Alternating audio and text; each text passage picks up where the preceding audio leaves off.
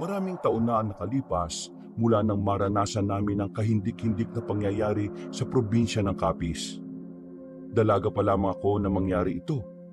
At ngayon, ibabahagi ko sa inyo kung anong totoong nangyari nang minsan makadaupang palad namin ang mga aswang. Kabanong, tawagin niyo na lamang akong Ellen. Hindi ako nakapagtapos ng kolehiyo. Pagtapos ko kasi ng high school noon, gusto na agad ng tatay ko na magtrabaho na ako para makatulong sa kanila. Wala naman ako magawa. Hindi rin naman ako makakontra. Kasi sa pamilya namin, si tatay ang palaging nasusunod. Pambira naman talagang buhay to, oh. Bakit ba lata na naman ang kanin natin? Wala bang nagbantay nito kanina? Kararating ko lang, Tay. Inutusan mo ako, di ba? Eh, ikaw, Mirna. Ano bang ginagawa mo? Hindi mo na ba binabantay ng sinaing? Anak ng tokwa naman, oh. Alam mo, maghahapunan na tayo, eh. Ang galing mo rin naman, ano? Ikaw itong walang ginagawa, bakit hindi ikaw ang nagbantay? Hindi ko naman trabaho yan, eh. Ngayon nga lang ang araw ng pahinga ko, tapos pakikilusin mo pa ako sa bahay. Bakit? Magbabantay ka lang naman ng sinaing, ah. Nakikita mong naglalaba ako, eh. Malulumpo ka ba kapag nagbantay ka ng sinaing? Hindi naman, di ba? Ba't natututo ka ng sumagot, ah? Baka gusto mong sampalin kita dyan. Yan. Sa ganyan ka magaling, ang manakit. Eh, di ka naman masasaktan kung maayos kang kausap, eh. Kinakausap ka ng maayos, galit ka na naman. Ako na nga lahat sa gastusin. Hindi rin naman maasahan tong nag-iisa nating anak kasi umaalis-alis pa sa trabaho. Tay, nasabi ko naman sa inyo na bastos ang naging amo ko sa mansyon na yon. Hindi pa ba sapat na dahilan yon para umalis na ako? Anong bastos? Palagi nagdudonasyon sa simbahan yon. Kaya hindi ka panipaniwala yung pinagsasasabi mo na bastos, eh. Baka akala mo lang kasi na binabastos ka kasi ganun siya makatingin. Eh ganun naman talaga makatingin yun, eh. Hindi ako makapaniwala na mas naniniwala pa kayo sa ibang tao kaysa sa sarili niyong anak. Eh kasi naman, mas mapagkakatiwalaan pa ang ibang tao kaysa sa'yo. Baka nga kaya nawawala mga barya-barya ko rito, eh, kasi kinukuha mo ng hindi ko nalalaman. Hay, Iska! Huwag ka nga mambintang sa anak mo! Yung mga barya mo, inuunti-unti mong ibili ng sigarilyo mo. Matanda ka na, makakalimutin ka na. Nag-iinsulto ka pa, ha? Sige, ano? Ako'y nabubwisit na ako sa'yo, Mirna, ha? Pasalamat ka, maganda ang araw ko. Makalayas na nga rito. Saan ka na naman pupunta? Wala ka ng pakialam doon. Padabog na sinarado ni tatay ang pinto namin. Naglaglagan pa nga ang mga nakasapit doon. Napabuntong hininga na lamang si nanay. Ganun kasi talaga ang ugali ng tatay ko noon pa. Barumbado. At talagang nananakit siya kapag galit. Bata pa lang ako, ay nakasanayan ko na yun. Madalas nga rin niya akong gulpihin noon kapag may nagagawa akong pagkakamali. Malaking pagkakamali man o maliit. Nay, bakit pa kasi hindi pa natin iwan niyang si tatay? Patusin na natin yung alok ni tita sa Maynila. Bahala na yan dito si tatay sa probinsyang ito. Ikaw, huwag ka magsasalita ng ganyan. Ama mo pa rin siya. Kahit na ano mangyari, anak ka pa rin niya. Nay naman, alam mo naman kung anong ginagawa niyo sa inyo. Sinasaktan niya kayo, minumura, pinapayarin sa labas minsan. Hindi ba kayo naawa sa sarili ninyo? Matanda na ako. Wala na akong pakialam sa iisipin ng iba tungkol sa ginagawa sa akin ng tatay mo. Ang mahalaga sa akin ay ikaw. Basta, hindi kanya sinasaktan, ayos lang ako. Binubugbog nga niya ako dati, di ba? Wala naman kayong magawa. Bata ka pa noon, ano ka ba? Oo nga, bata pa ako noon. Pero hanggang ngayon, dala-dala ko pa rin. Ellen, anak, ama mo siya. Intindihin na lang natin. At saka normal lang naman sa mag-asawa ang laging nag-aaway. Pero hindi normal ang pananakit, Nay. Sana alam mo yun. Alam ko naman yon. Pero hindi ko kaya mawala ang tatay mo. Siya na lang ang pamilya natin. Mga kamag-anak natin, tinakwil na tayo. Huminga na lamang ako ng malalim, Kabanong. Kahit na makipagtalo kasi ako sa nanay ko, alam ko namang hindi rin niya ako pakikinggan. Palagi niyang sinasabi na intindihin si tatay. Kahit na ang totoo, madalas naman siyang sinasaktan at binabaliwala ng ama ko. Naiinis ako sa nanay ko pero wala rin naman ako magawa. Ayaw kong umalis na mag-isa at iwan siya sa siraulong haligi ng tahanan namin. Lumipas pa ang mga araw. Mas lalong naging malala ang ugali ng tatay ko. Natuklasan kasi ng nanay ko na si tatay ay merong kinalolokohang dalaga. Hindi naman ito bago sa amin ni nanay. Noon pa man, may pagkababaero na siya. Sinabi niya noon na magbabago na siya pero mula nang magkaroon siya ng maayos na trabaho, bigla siyang yumabang at parang nakakalimutan na niya ang sinabi niya. Hoy, umayos ka ng bintang mo ha? Pinagsasasabi mong nang bababae. Nagtatrabaho ko ng maayos sa factory na yon. Tapos sasabihin mo may babae ako ron. Buwan ka na ba, Mirna? Alam mo, Isko, kilala ko na ang hasang ng kaliskis mo. Kahit itago mo, alam kong ginagawa mo naman talaga. O ano katibayan mo na may babae ako, ha? Marami nagsasabi sa akin. Gusto mong malaman? Itanong mo sa mga katrabaho mo. Nakikinig ka naman sa kanila. Alam mo naman na mga siraulo mga yon. Pero alam din naman natin na siraulo ka rin, hindi ba? Abay, siraulo ka pala, no? Biglang nilapitan ni tatay si nanay nung gabing yon. Hinawakan niya sa pisngi si nanay ng mahigpit. Hindi na ako nakatiis. Lumapit na ako sa kanila at hinawi ng malakas ang kamay ni tatay. Nagulat siya sa ginawa ko dahil hindi niya inakalang maglalakas ako ng loob. Nakikialam ka na ngayon, ha? Hindi na kasi tama ang ginagawa niyo, tay, eh. Away ito ng mag-asawa kaya huwag ka makikialam. Parte din naman ako ng pamilyang to, ah. Bakit hindi ako pwedeng makialam? Dahil anak lang kita at wala kang alam kung ano ang... di ikaw ang palaging may alam. The best ka, eh. Aba, pabalang ka pang magsalita ngayon, ha? Isang malakas na sampal ang tinanggap ko mula kay tatay nung oras na yon, kabanong. Napaupo pa ako sa sahig. Agad naman akong nilapitan ni nanay at tinulungan tumayo. Wala man lang naramdaman na konsensya ang tatay ko noon. Siya pa ang galit. Pero alam ko na ginagawa niya yon para maibang usapan at mali sa pambababae niya. Sumusobra ka na, Isko, ah. Pati anak natin sinasaktan mo na.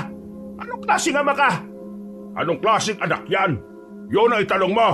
Walang modo. Kanino pa ba ako magmamana? Di ba, sa iyo rin naman? Hindi ka talaga titigil, no? Ano ba? Tumigil ka na. Kapag di ka tumigil, ipapalo ko sa iyo itong hawak kong plancha. Biglang napahinto si tatay na makita ang hawak ni nanay. Hindi na ito tumuloy sa paglapit sa akin. Napamura na lang si tatay. Masama ang tingin niya. Para siyang kriminal kung makatingin. Bagay na nagdulot naman ng takot sa akin noong oras na yon. Umalis si tatay. Nakahinga naman kami ng maluwag ni nanay. Nakita kong nangingilid na ang luha niya. Yun ang unang beses na hindi ako naggalit sa pagiging martir niya. Alam ko na noong mga sandaling yon, mas nasasaktan din siya sa nangyayari. Pasensya na, Nay. Wala akong magawa para sa inyo. May nagawa ka naman. Salamat kasi pinagtanggol mo ako. Pero anak, ayaw kitang nasasaktan. Kaya hanggat maaari hayaan mo na lang ako. Kung talagang ayaw mo akong masaktan, gumawa tayo ng ibang paraan. Hindi habang buhay kailangan kitang hayaan, Nay. Bumuntong hininga na lamang siya. Alam kong hindi niya pa rin naman ako pakikinggan. Kaya hindi ko na lang din muna ipinilit. Nang maging kalmado na ang sitwasyon, nagsimula na rin magluto ng makakain si nanay. Ako naman ay pinalabas niya muna at babalik na lang kapag malamig na ang ulo ng tatay ko. Wala pa naman akong gagawin noon kaya pinuntahan ko na lang muna ang kaibigan ko, si Enteng. Mga bata pa lang kami ay makakilala na kami. Kaya naman sa tuwing may nangyayaring hindi maganda sa bahay, siya lagi ang pinupuntahan ko. Oh, nandito ka na naman. Sarado na kami. Ano, ulaan ko. Problema sa bahay, no? Sige, lakasan mo ba nang marinig ng buong mundo? Yun naman ang sungit. Ano na naman ba nangyari? Ano pa ba? Di naging siraulo na naman ang tatay ko. Nasampal ako ng malakas kanina. Inawat ko kasi sila ni nanay. Nalaman kasi ni nanay na may nilalanding babae si tatay. Ay nako, yan talagang si Mang Isko oh. Kung kailan lumanta, saka lumandi. Eh anong sabi ng nanay mo? Wala. Wala siyang sinabi tungkol doon. Inaway niya si tatay pero wala man lang siyang gagawing aksyon. Sabi ko nga umalis na kami. Wala. Nga. Walang say. Minsan, hindi rin talaga natin maintindihan yung mga taong nagmamahal no? Kahit nahihirapan na, sige pa rin. Hindi na pagmamalang tawag kung sinasaktan ka na ng taong mahal mo. Kung nananatili ka pa rin sa kabila ng mga masasamang pangyayari, ang tawag doon ay katangahan. Eh di sinasabi mong tanga si Aling Mirna. Sumbong kita dyan. Seryoso ko, Enteng. Mukha ba ako nakikipagbiruan? Joke lang, napatawa lang naman kita eh. Pwes, hindi ka nakakatawa. O sige, seryoso na. Pero Ellen, ingat-ingat niyang tatay mo sa mga babae, lalong-lalo na ngayon. O bakit? Anong meron? Hindi mo pa pala nababalitaan yung kumakalat na kwento sa bayan? Di ba doon nagtatrabaho ang tatay mo? Eh ano nga? Magtatanong ba ako kung alam ko? Eh base sa naririnig kong kwento, may babae raw na aswang na gumagala sa bayan. Hindi naman sinabing nang bibiktima pero ang sabi ng iba, maganda raw yung babae, maputi. Inaalala ko lang, baka makatagpo ng tatay mo yun.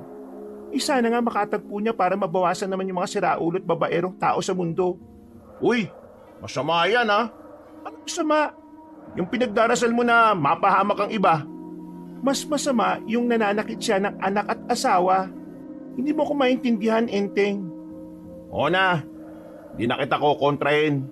Baka mamaya tayo pa mag-away. Pero totoo ba talaga na may aswang na gumagala sa bayan? Hindi ko alam kung totoo. Kwento-kwento pa lang. Pero marami ng tao sa bayan ang nababahala dun eh. Baka malay mo, totoo. Maniniwala ako sa aswang kapag nakita ko na. O sige na, aalis na ako. Baka hinahanap na ako ni nanay. O siya, sige. Ingat ka rin sa aswang ha. Ewan ko sa'yo. Napapailing na lamang ako kabanong habang naglalakad pabalik ng bahay namin. Pag uwi ko, naabutan kong nakahain na ang pagkain. Nandun na rin si tatay, tahimik, kalmado at hindi na rin nakasimangot. Lumamig na rin ang ulo niya. Makalipas pa ang ilang araw, paulit-ulit lang ang nangyayari. Laging nag-aaway ang mga magulang ko kabanong. Habang ako, hindi ko naman alam ang gagawin. Parang tumatagal, namamanhid na lang ako sa mga nakikita at naririnig ko. Ellen, mamaya nga puntahan mo si Maring Gemma. Sabihin mo, mamaya na ako magbabayad ng utang ko sa kanya ha. Nagkaroon ako ng sideline kahapon eh. Sige po, ma. Ay, siya nga pala. Lilipat na tayo ng tirahan. Po? Ako, lilipat na tayo ng tirahan. Itong bahay na ito babawiin na ng tsuhin mo. Paano ba naman kasi? Inaway ng tatay mong tsuhin mo nitong nakaraan. Ay ayon, pinapalayas na tayo. Ay, pambihira naman. Ano na naman ba ang ginawa ng magaling mong asawa? Hindi na siya nahiya sa tao. Pinahiram na nga lang tayo ng bahay, pinatitira. Inaway niya pa talaga. Eh wala naman tayong magagawa. Lumipat na lang tayo para wala ng gulo.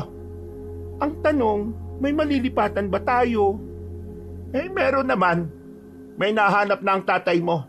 Ang kaso nga lang medyo malayo dito. Mula rito sasakay ka pa ng tricycle. Nung umagang yun ay konsumido ako. Hindi ko kasi talaga kayang iwan ang lugar na kinalakihan ko. Naroon na kasi lahat ng mga kinasanayan ko. Pati na rin ang mga taong naging kaibigan ko na rin. Mabilis na lumipas sa mga araw, dumating na rin ang oras na kailangan na naming maghakot. Dahil wala si tatay, nagpatulong na lang ako kay Enteng. Meron din naman kasi silang maliit na truck na pwedeng pagkargahan ng mga gamit namin. Sigurado na ba talagang aalis na kayo? Hindi na talaga magbabago isip ng airpat mo? Hindi na. Paano magbabago? Pinapalayas na nga kami rito.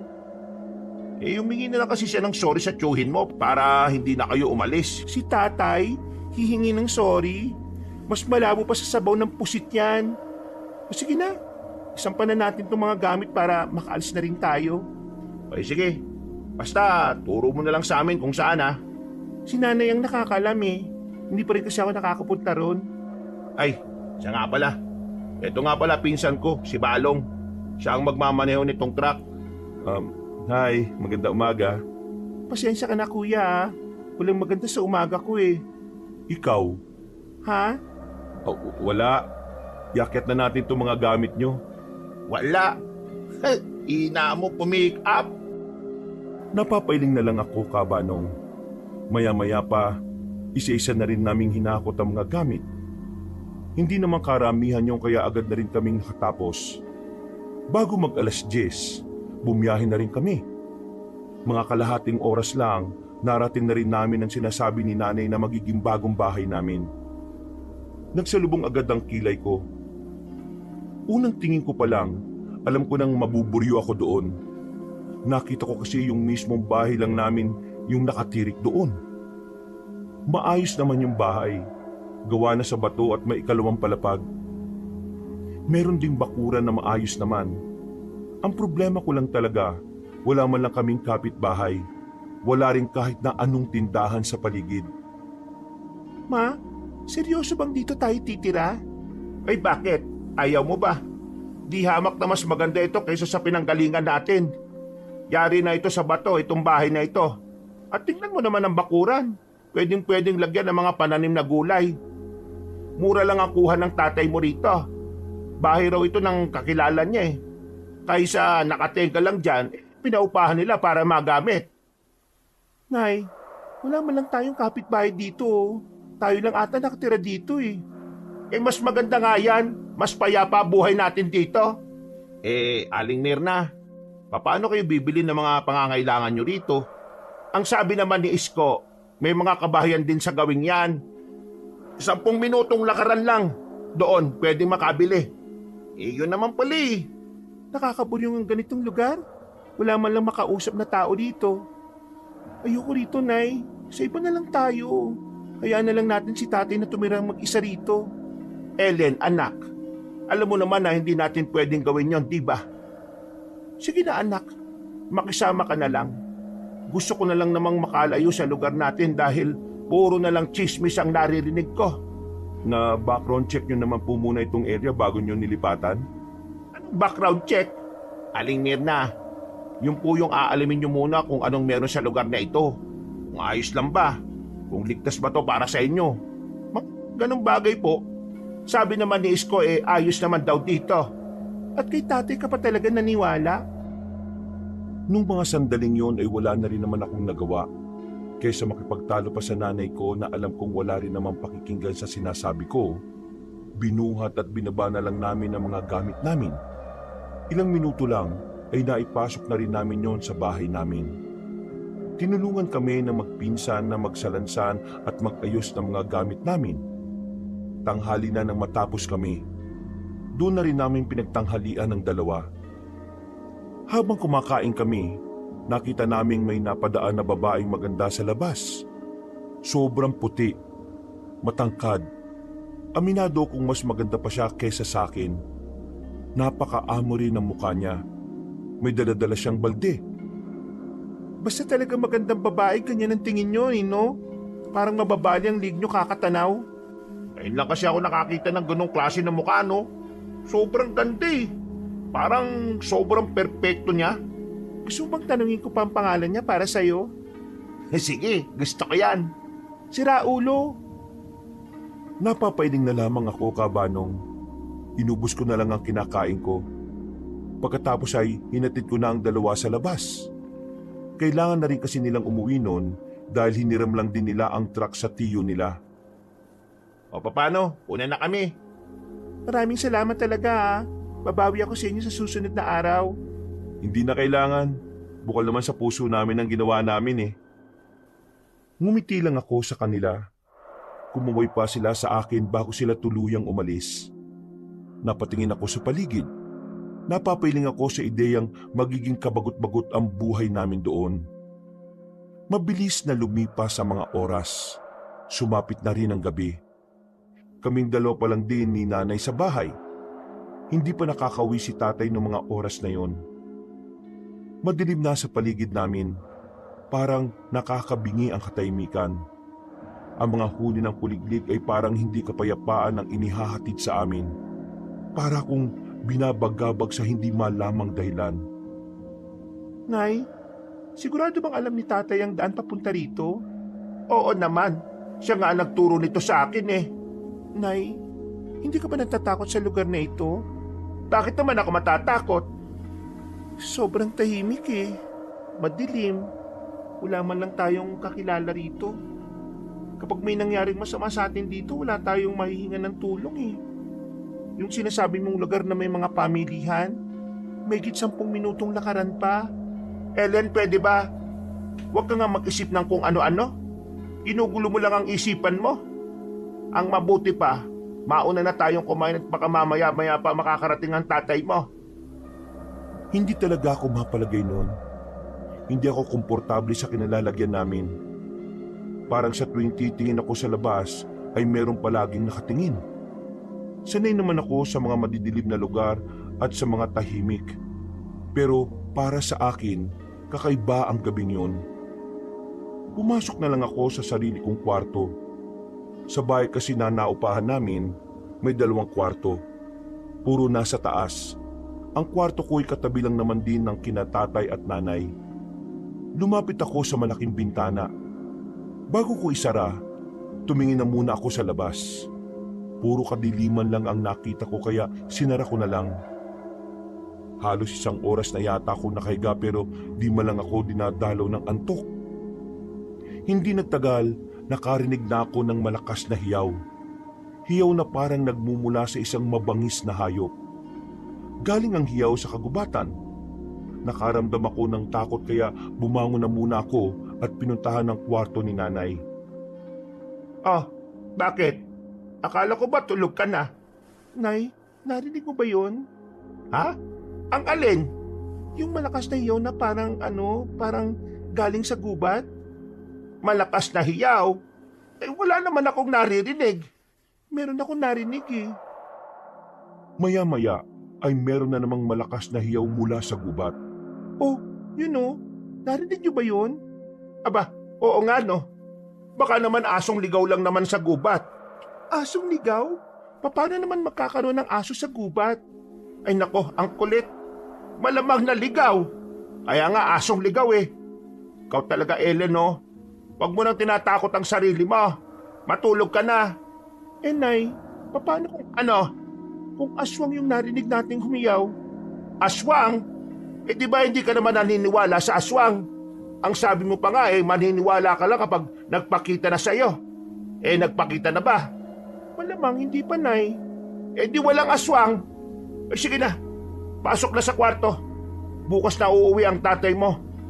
Pampihira, unang gabi sa bahay, wala yung loko-loko. Nay, pwede dyan na lang muna ako matulog habang wala pa si tatay. Gisingin yun lang ako sakaling bigla siyang dumating. Ay nako, naalala mo lang siguro yung palagi tayong tabing matulog ng bata ka pa, no? Sos, kunwari ka pa. O sige na, dito ka na. Nay, kung ano naman ang sinasabi niyo eh. Natawa na lang ako sa sinabi ni nanay. Tumabi ako sa kanya sa papag. Wala pang ilang minuto, nakaramdam na rin ako ng antok. Kailangan ko lang pala talaga ng kasama. Hindi ko na namalayan ng oras. Umaga na pala, pero wala pa rin si tatay. Pagtingin ko sa tabi ko, wala na rin si nanay. Agad akong bumangon at dumungaw sa bintana.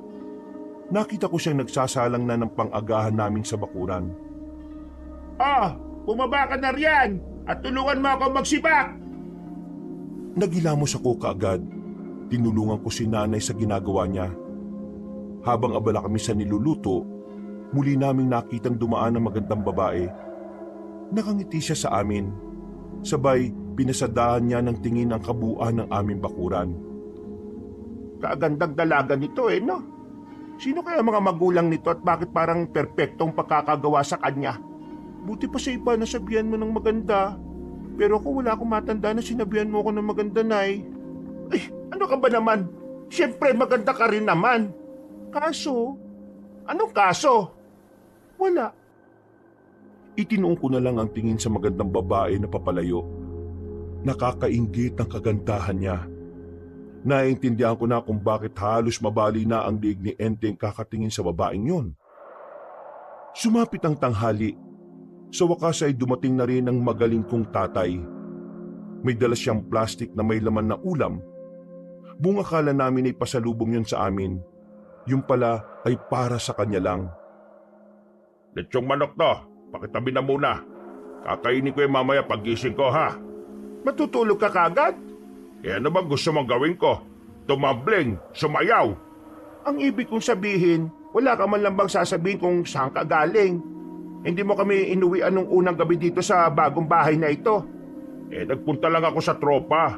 Nagkakwentuhan. Napainom ng konti. Ay naku, sinungaling ka talaga kahit na kailan. Ano yung pantal sa liig mo? Eh baka akagat lang ng langgam.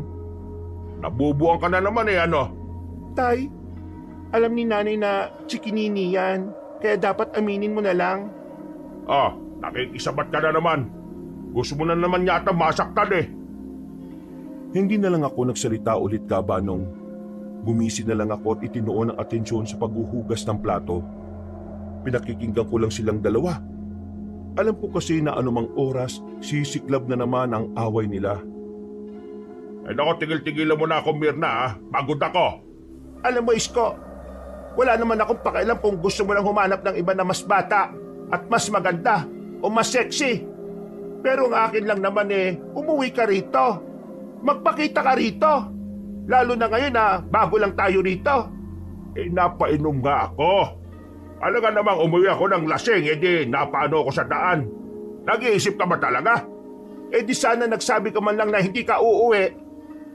Ano nga ako magsasabi? May cellphone ba ako? Ano gusto mo?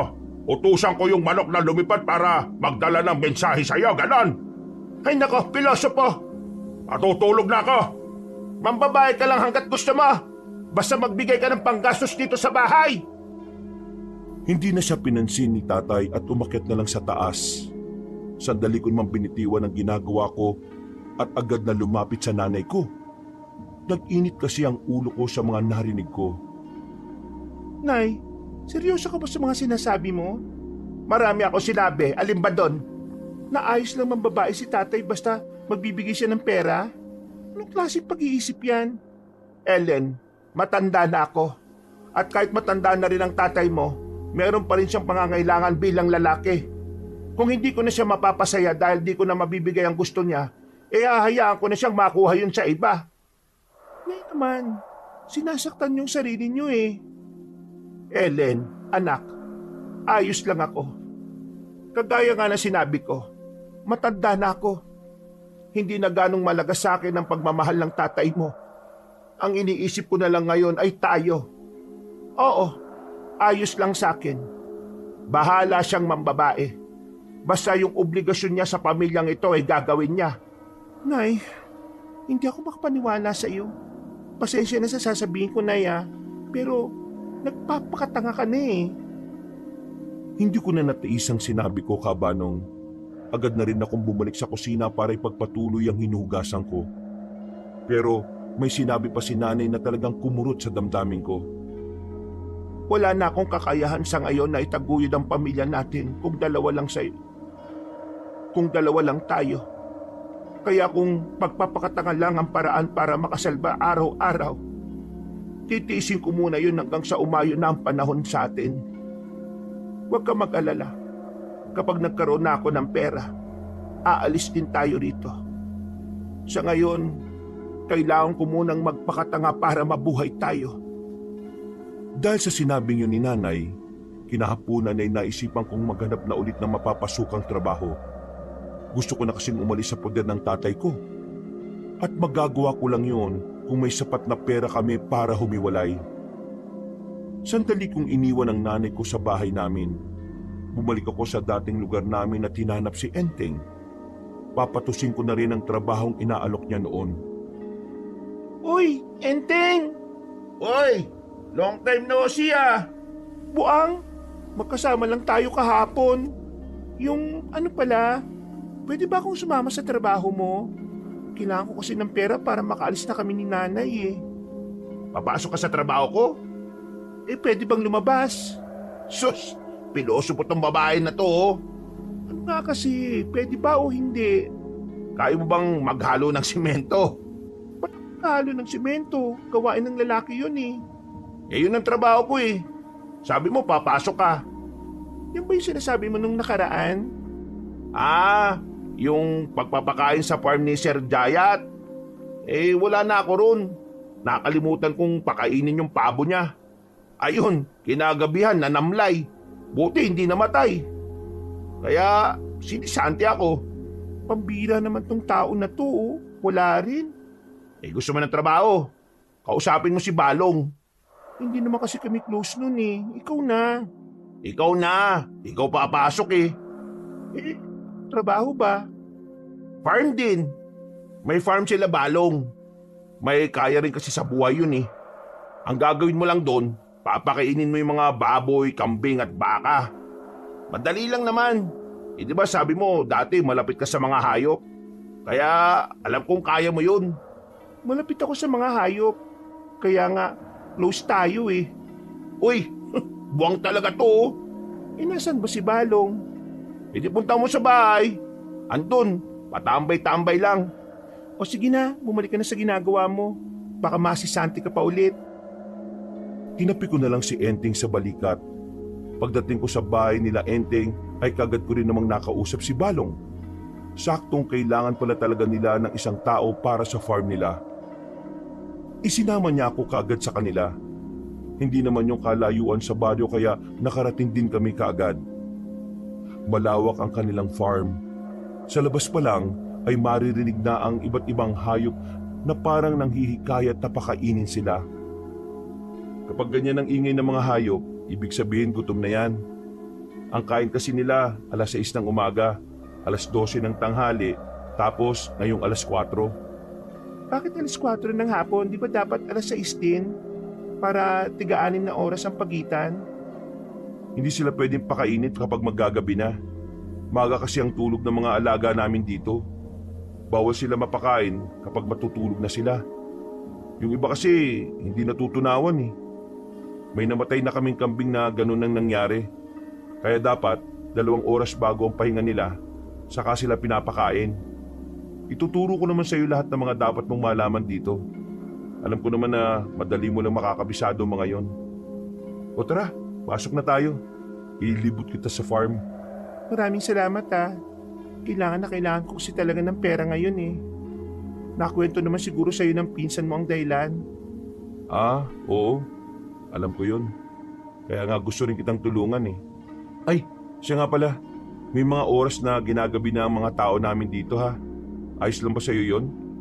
Oo naman, hanggat may masasakyan pa uwi. Walang problema sa sasakyan. Ang iniisip ko kakayanin mo ba yung nervyos? Nervyos? Bakit? Para saan ang nervyos? Sa atin natin na lang muna to ha. Huwag ka na munang maingay sa iba. Nitong mga nakaraan kasi, pinipirwisyo kami ng aswang. Ng alin? Aswang? Aswang? Oo, aswang. Yung lumilipad pero pwede rin gumagapang. Aswang. Hindi pa tayo close para magbiro ka ng ganyan ha. Promise, hindi ako nagbibiro. Ayun, nakita mo yung mga nakasabit na yun sa mga hulungan. Laman yan bawang. Pangontra daw yan sa mga aswang. Itong mga nakaraan kasi, yung pinakamatanda naming tao, nagsabi kay Papa na parang may umaaligid daw na aswang sa mga alaga namin. Kaya yan, naglagay na kami ng ganyan.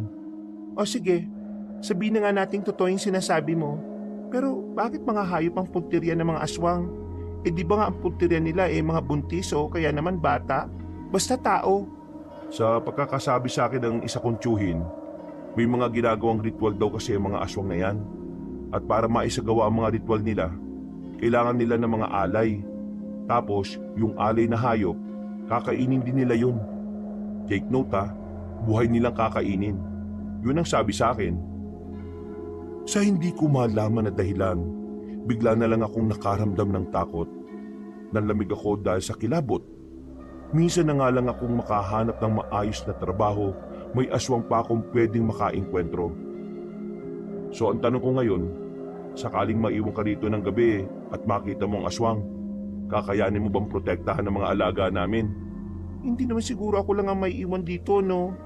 Kaya, oo, kaya ko naman. Lahat kakayanin ko para lang makawala na kami sa puder ng tatay ko. Totoo nga sinasabi sa akin ni Enteng. Palaban kang babae. Ay nako, minsan lang magsabi ng totoo yun, kaya dapat hindi ka basta-basta naniniwala. Idinaan ko na lang sa biro ang usapan namin para kahit papaano, mawala rin ang nararamdaman kong takot. Pinagpatuloy namin ang paglilibot sa farm nila. Lahat na ay naipaliwanag na sa akin ni Balong. Hindi naman mahirap tandaan ang mga detalye. Sa katunayan, hindi pa ako nakakalabas ng farm nila ay kabisado ko na agad ang lahat. Maya-maya pa, nagpaalam na rin ako sa kanya. Gusto niya pa sana akong ihatid sa amin pero tumanggi ako. Kapag nakita kasi siya ng tatay ko, kung ano-ano na naman ang iisipin. O sige, bukas tanghali ka pumunta rito, tapos hanggang alas 6 ng gabi. Ganun ang oras ng pasok mo. O paano? Ingat ka sa biyahe Maraming salamat. Habang nasa biyahe, bumalik na naman sa isipan ko ang mga sinabi ni Balong. Naalala ko rin ang sinabi ni Enteng tungkol sa mga aswang. Konektado yon sa hinala ko na baka aswang ang naririnig kong humihiyaw sa gubat. Kahit na ayaw kong maniwala, para bang sinasampal na ako ng katotohanan na totoong nabubuhay ang mga aswang. At ang katotohanan, baka malapit lang din sila sa amin. Mag-aalas 6 na nang makarating ako sa amin. Pagbayad ko ng pamasahe sa driver, tumingin siya sa akin sandali. Tinanong kung bakit doon kami nakatira. Sinabi ko na lang na hindi ko rin alam. Tapos bigla na lang nagbagong ekspresyon ng mukha niya. Parang nababahala. Anong problema nun, Manong? Hoy! Saan ka nang galing? Naghanap po ng trabaho. Baka may mapapasukan na ako. Hoy! Sa wakas, may silbi ka na rin. O anong trabaho yan? Sa farm na pinsan ni Enteng. Sinong pinsan? Yung matangkad na mistiso? Yung si Badong ba yun? Balong po. Oo, Balong. Kilala mo pala yun. Kapag nanligaw sa'yo, asawahin mo kagad Mapera pamilya nun. Hay, umayos ka nga sa sinasabi mo. Para mo binubugaw ang anak natin Ano pinagsasasabi mo? Di ka talaga nag-iisip no? Tinuturuan ko lang siyang maging praktikal. Mabait na tao si Balong. Hindi siya dapat ginagamit sa pansariling interes niyo lang. Kung gusto niyang yumaman, kayo magpakasal sa kanya. Ba't tarantadong babae to Huwag mo nang patulan. Sabi mo masakit ang dibdib mo kanina. Baka mamaya mahirapan ka nang huminga niyan. Hindi na ako sinaktan ng tatay ko ng mga sandaling yon. Pumasok na lang din ako sa kwarto ko at sandaling nagpahinga. Nang tuluyan ng kumagat ang dilim, tinawag na ako ng nanay ko para maghapunan. Magkakatapat kami sa iisang lamesa. Kahit iritang-irita ako sa mukha ng tatay ko, wala akong magagawa kundi ang makasama siya sa hapagkainan. Mula sa kinauupuan ko, naamoy ko pa ang pabango na pambabae mula sa kanya. Halatang halata na bago umuwi, may nilalandi munang iba. Naging mabilis ang mga araw. Unti-unti na akong nasasanay sa pagtatrabaho sa farm nila Balong. Masasabi kong wala naman akong naging problema doon. Sa katunayan, mas masaya pa ako kapag naroon ako kaysa sa bahay. Ang tatay ko kasi, nahuli ko nung nakaraan na may kasamang ibang babae. Parang kaedad ko lang. Akbay-akbay niya pa at ang tawagan pa nila ay honey. Hindi ko na nilapitan dahil kasama ko si Balong at Enteng ng mga oras na yon. Sinubukan ko na lang magpatay mali siya at itinoon na lang ang atensyon kung papaano makakaipon ng pera. May mga aswang pa rin bang umaaligid dito, Insan? Wala naman, nung nakaraan lang. Bakit? Umalis na kasi ako dun sa ginagawa naming bahay. Dito na lang ulit ako. Uy, bakit? Akala ko ba mas malaki sahod dun at mas madali? Malaki ang sahod, gabi naman kami gumagawa. Hindi mo ba kaya kapag gabi? Kaya ko naman, basta wala lang aswang. Nang marinig ko ang sinabi ni Enteng, napatigil ako sa pag-aabot ng pagkain sa mga manok. Lumapit ako sa kanilang dalawa at agad na nakisali sa usapan nila. Inaswang kayo sa site? Inaswang? Ay, parang ganun na nga. Kagabi kasi, kasama ko si boss, ang asawa niyang buntis. Tapos, nagulat kami kagabi. May mga naririnig na kaming malalakas na kaluskos eh. Tapos parang tumatapok sa mga tuyong dahon. Totoo ba yan? Sabi kasi nitong si Ellen, karamihan sa sinasabi mo kalokohan eh. Uy, totoo to. Kahit tanungin niyo pa si Mang Openg, nangyari talaga. Alam niyo, sa totoo lang, parang kakaunti na lang talaga maniniwala na akong may aswang. Bakit? Nakakita ka na ba? Hindi pa naman. Pero dun sa bago naming bahay, palagi ako nakakarinig doon na parang may mabangis na hayop na umaalulong. Tapos minsan, may mga tumatakbo rin na mabibilis. Bakit po sila biglang naging active? Wala naman sila noon Etong bagong kaalaman sinabi lang din to ni Tio. Insan, si Tio Fernan from Davao, kilala mo yun di ba? Ah, oo. Yung maraming tattoo na maangas. Oo, maraming alam sa mga aswang yun. Sabi niya, kaya daw biglang nagpaparamdam ang mga aswang, pwedeng may idadao silang okasyon na kung saan kailangan nilang kumuha ng tao. Di ba nung una nasabi ko hayop? Kailangan pa rin nila ng hayop, pero para sa ritual lang. Sabi ni Tio Fernan, kapag nangailangan na sila ng tao, ibig sabihin lang nun, idadaos na nila ang isa sa pinakamahalagang okasyon sa kultura nila. Anong okasyon? Kasal? Binyag? O Pasko? May Pasko ba sila? Wala sa binanggit mo. Pista. May ginagawa raw silang pista. Sa okasyon na to, nag-aalay at naghahanda sila ng mga tao. Naniniwala kasi sila na sa pamamagitan daw ng pag-aalay, mas pinapalakas sila ng mga tinuturing nilang Diyos. Kumbaga sa ating mga tao, yun ang pananampalataya nila. Nako, parang nitong nakaraan lang, haka-haka lang itong mga aswang na to ah. Pero ngayon, mukhang nakakatotoo na. Ellen, ayos ka lang ba? Bigla kang natahimik dyan. Ayos lang naman ako. Iniisip ko lang kasi si nanay kapag mag-isa siya sa bahay. Kung gusto mo, adjust natin ang pasok mo.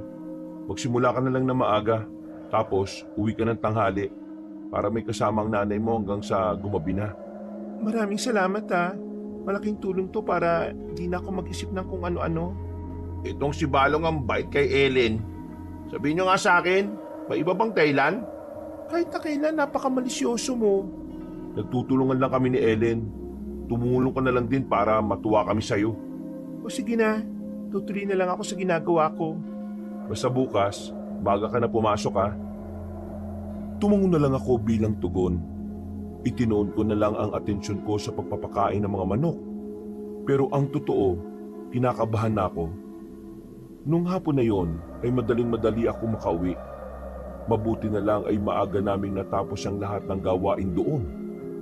Nakasakay din naman ako agad sa tricycle kaya nakauwi rin ako sa bahay. Nakita ko ang nanay ko na abala sa ginagawa niya. Pero napansin kong parang balisa siya kahit nandoon na ako. Saka lang niya ako napansin na magsalita ako. Ayos ka lang ba, Nay? Nag-away na naman ba kayo ni tatay kanina? Ha? Hindi naman. Ayos lang naman ako, anak. Kilala kita kapag nagsisinungaling ka, hindi ka okay. Medyo masama lang kasi ang pakiramdam ko. Ang dami kasing may ubo. Doon sa palengke. Doon sa baryo. Galing kayo ng baryo? Anong ginawa mo ron? Namili ng mga lulutuin natin. Ang hirap nga makasakay dito ng tricycle. Madalang lang ang dumadaan eh. Akala ko ba doon ka sa sinasabi mo bibili? Nagpunta ka ba ron kanina? Ay oo, nagpunta ako. Nagpunta ako ron kanina pero wala naman kasing walang mabilhan. Hindi totoo yung sinasabi ng tatay mo na may mga tindahan doon. Wala ngang mga kabahayan eh. Ay naku, siraulo talaga si tatay kahit na kailan. Sinabi nilang yata yun para hindi na ako kumontra sa paglipat natin dito eh. Hayaan mo na. Ang gagawin ko na lang, araw-araw na lang akong pupunta sa baryo para bumili. Yun nga lang magastos sa pamasahe. Huwag kayong mag-alala.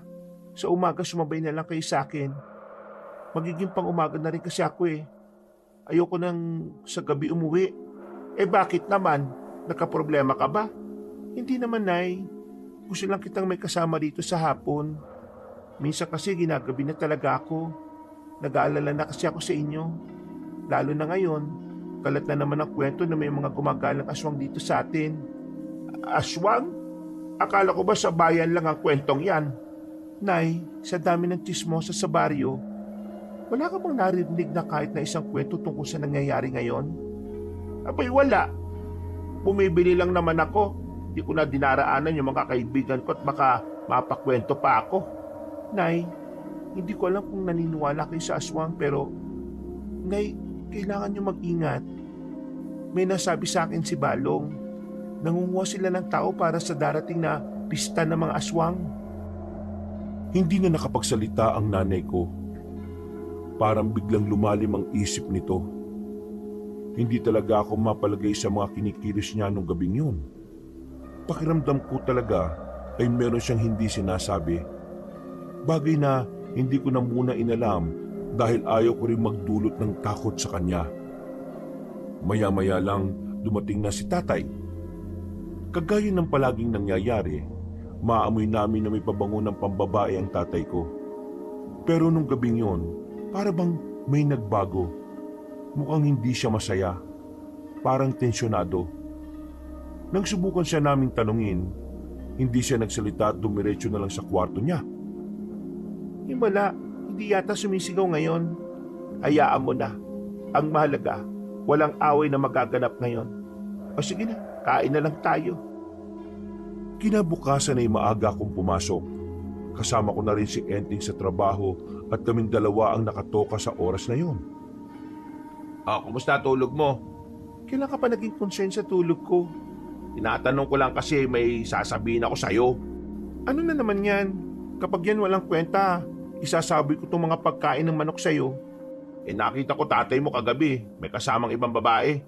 Sus, yan lang pala. Alam ko na yan, morena, matangkad, tapos mukhang bata pa. Nakita ko na, Maputi, maganda, matangkad, mahaba buhok. Iba to. iba. Namukaan mo? Oo.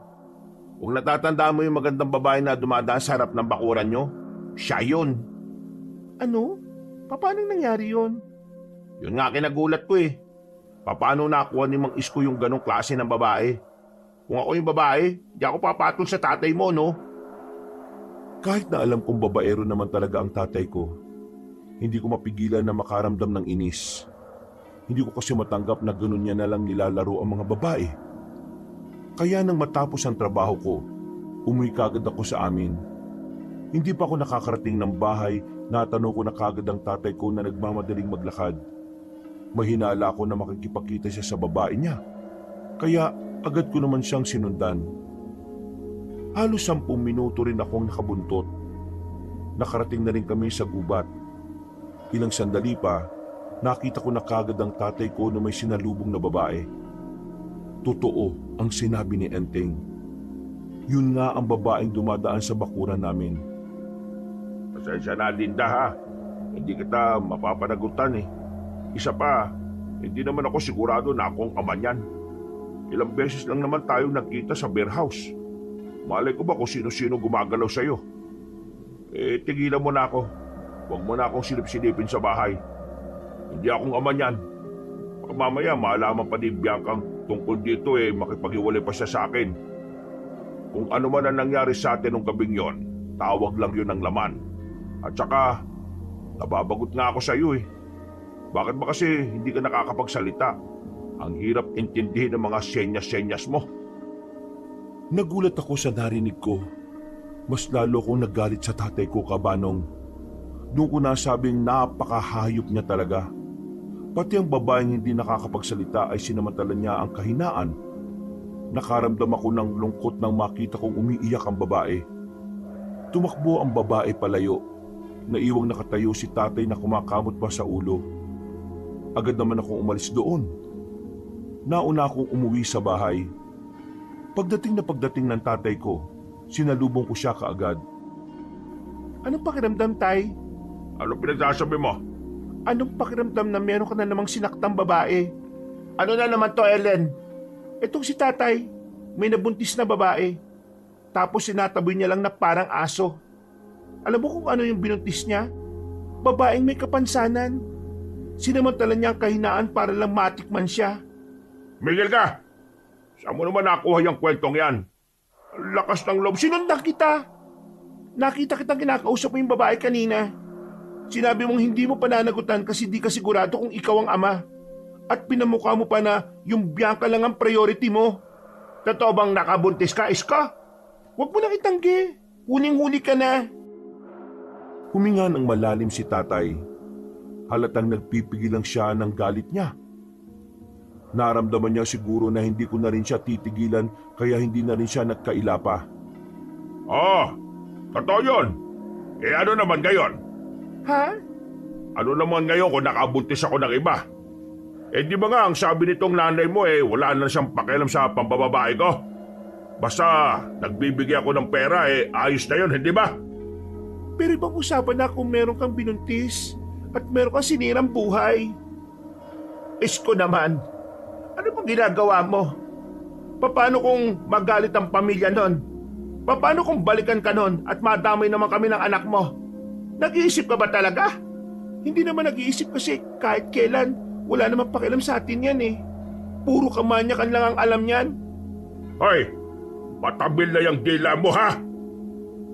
Nasa aktong sasampalin na ako ng tatay ko nang biglang dumating ang magpinsan. Nahawakan ni Balong ang kamay ni tatay kaya hindi niya naituloy ang gagawin niya. Huwag kang makialam dito.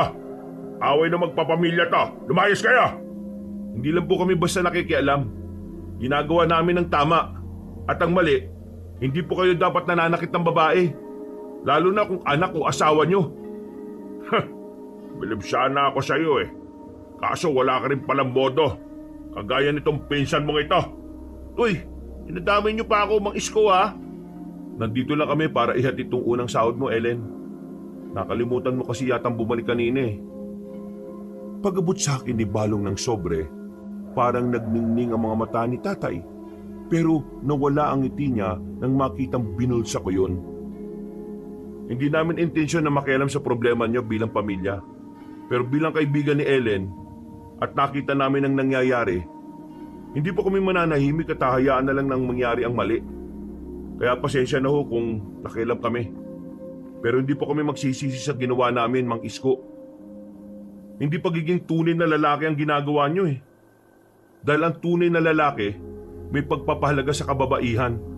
At higit sa lahat, may pananagutan sa mga desisyon na ginagawa niya.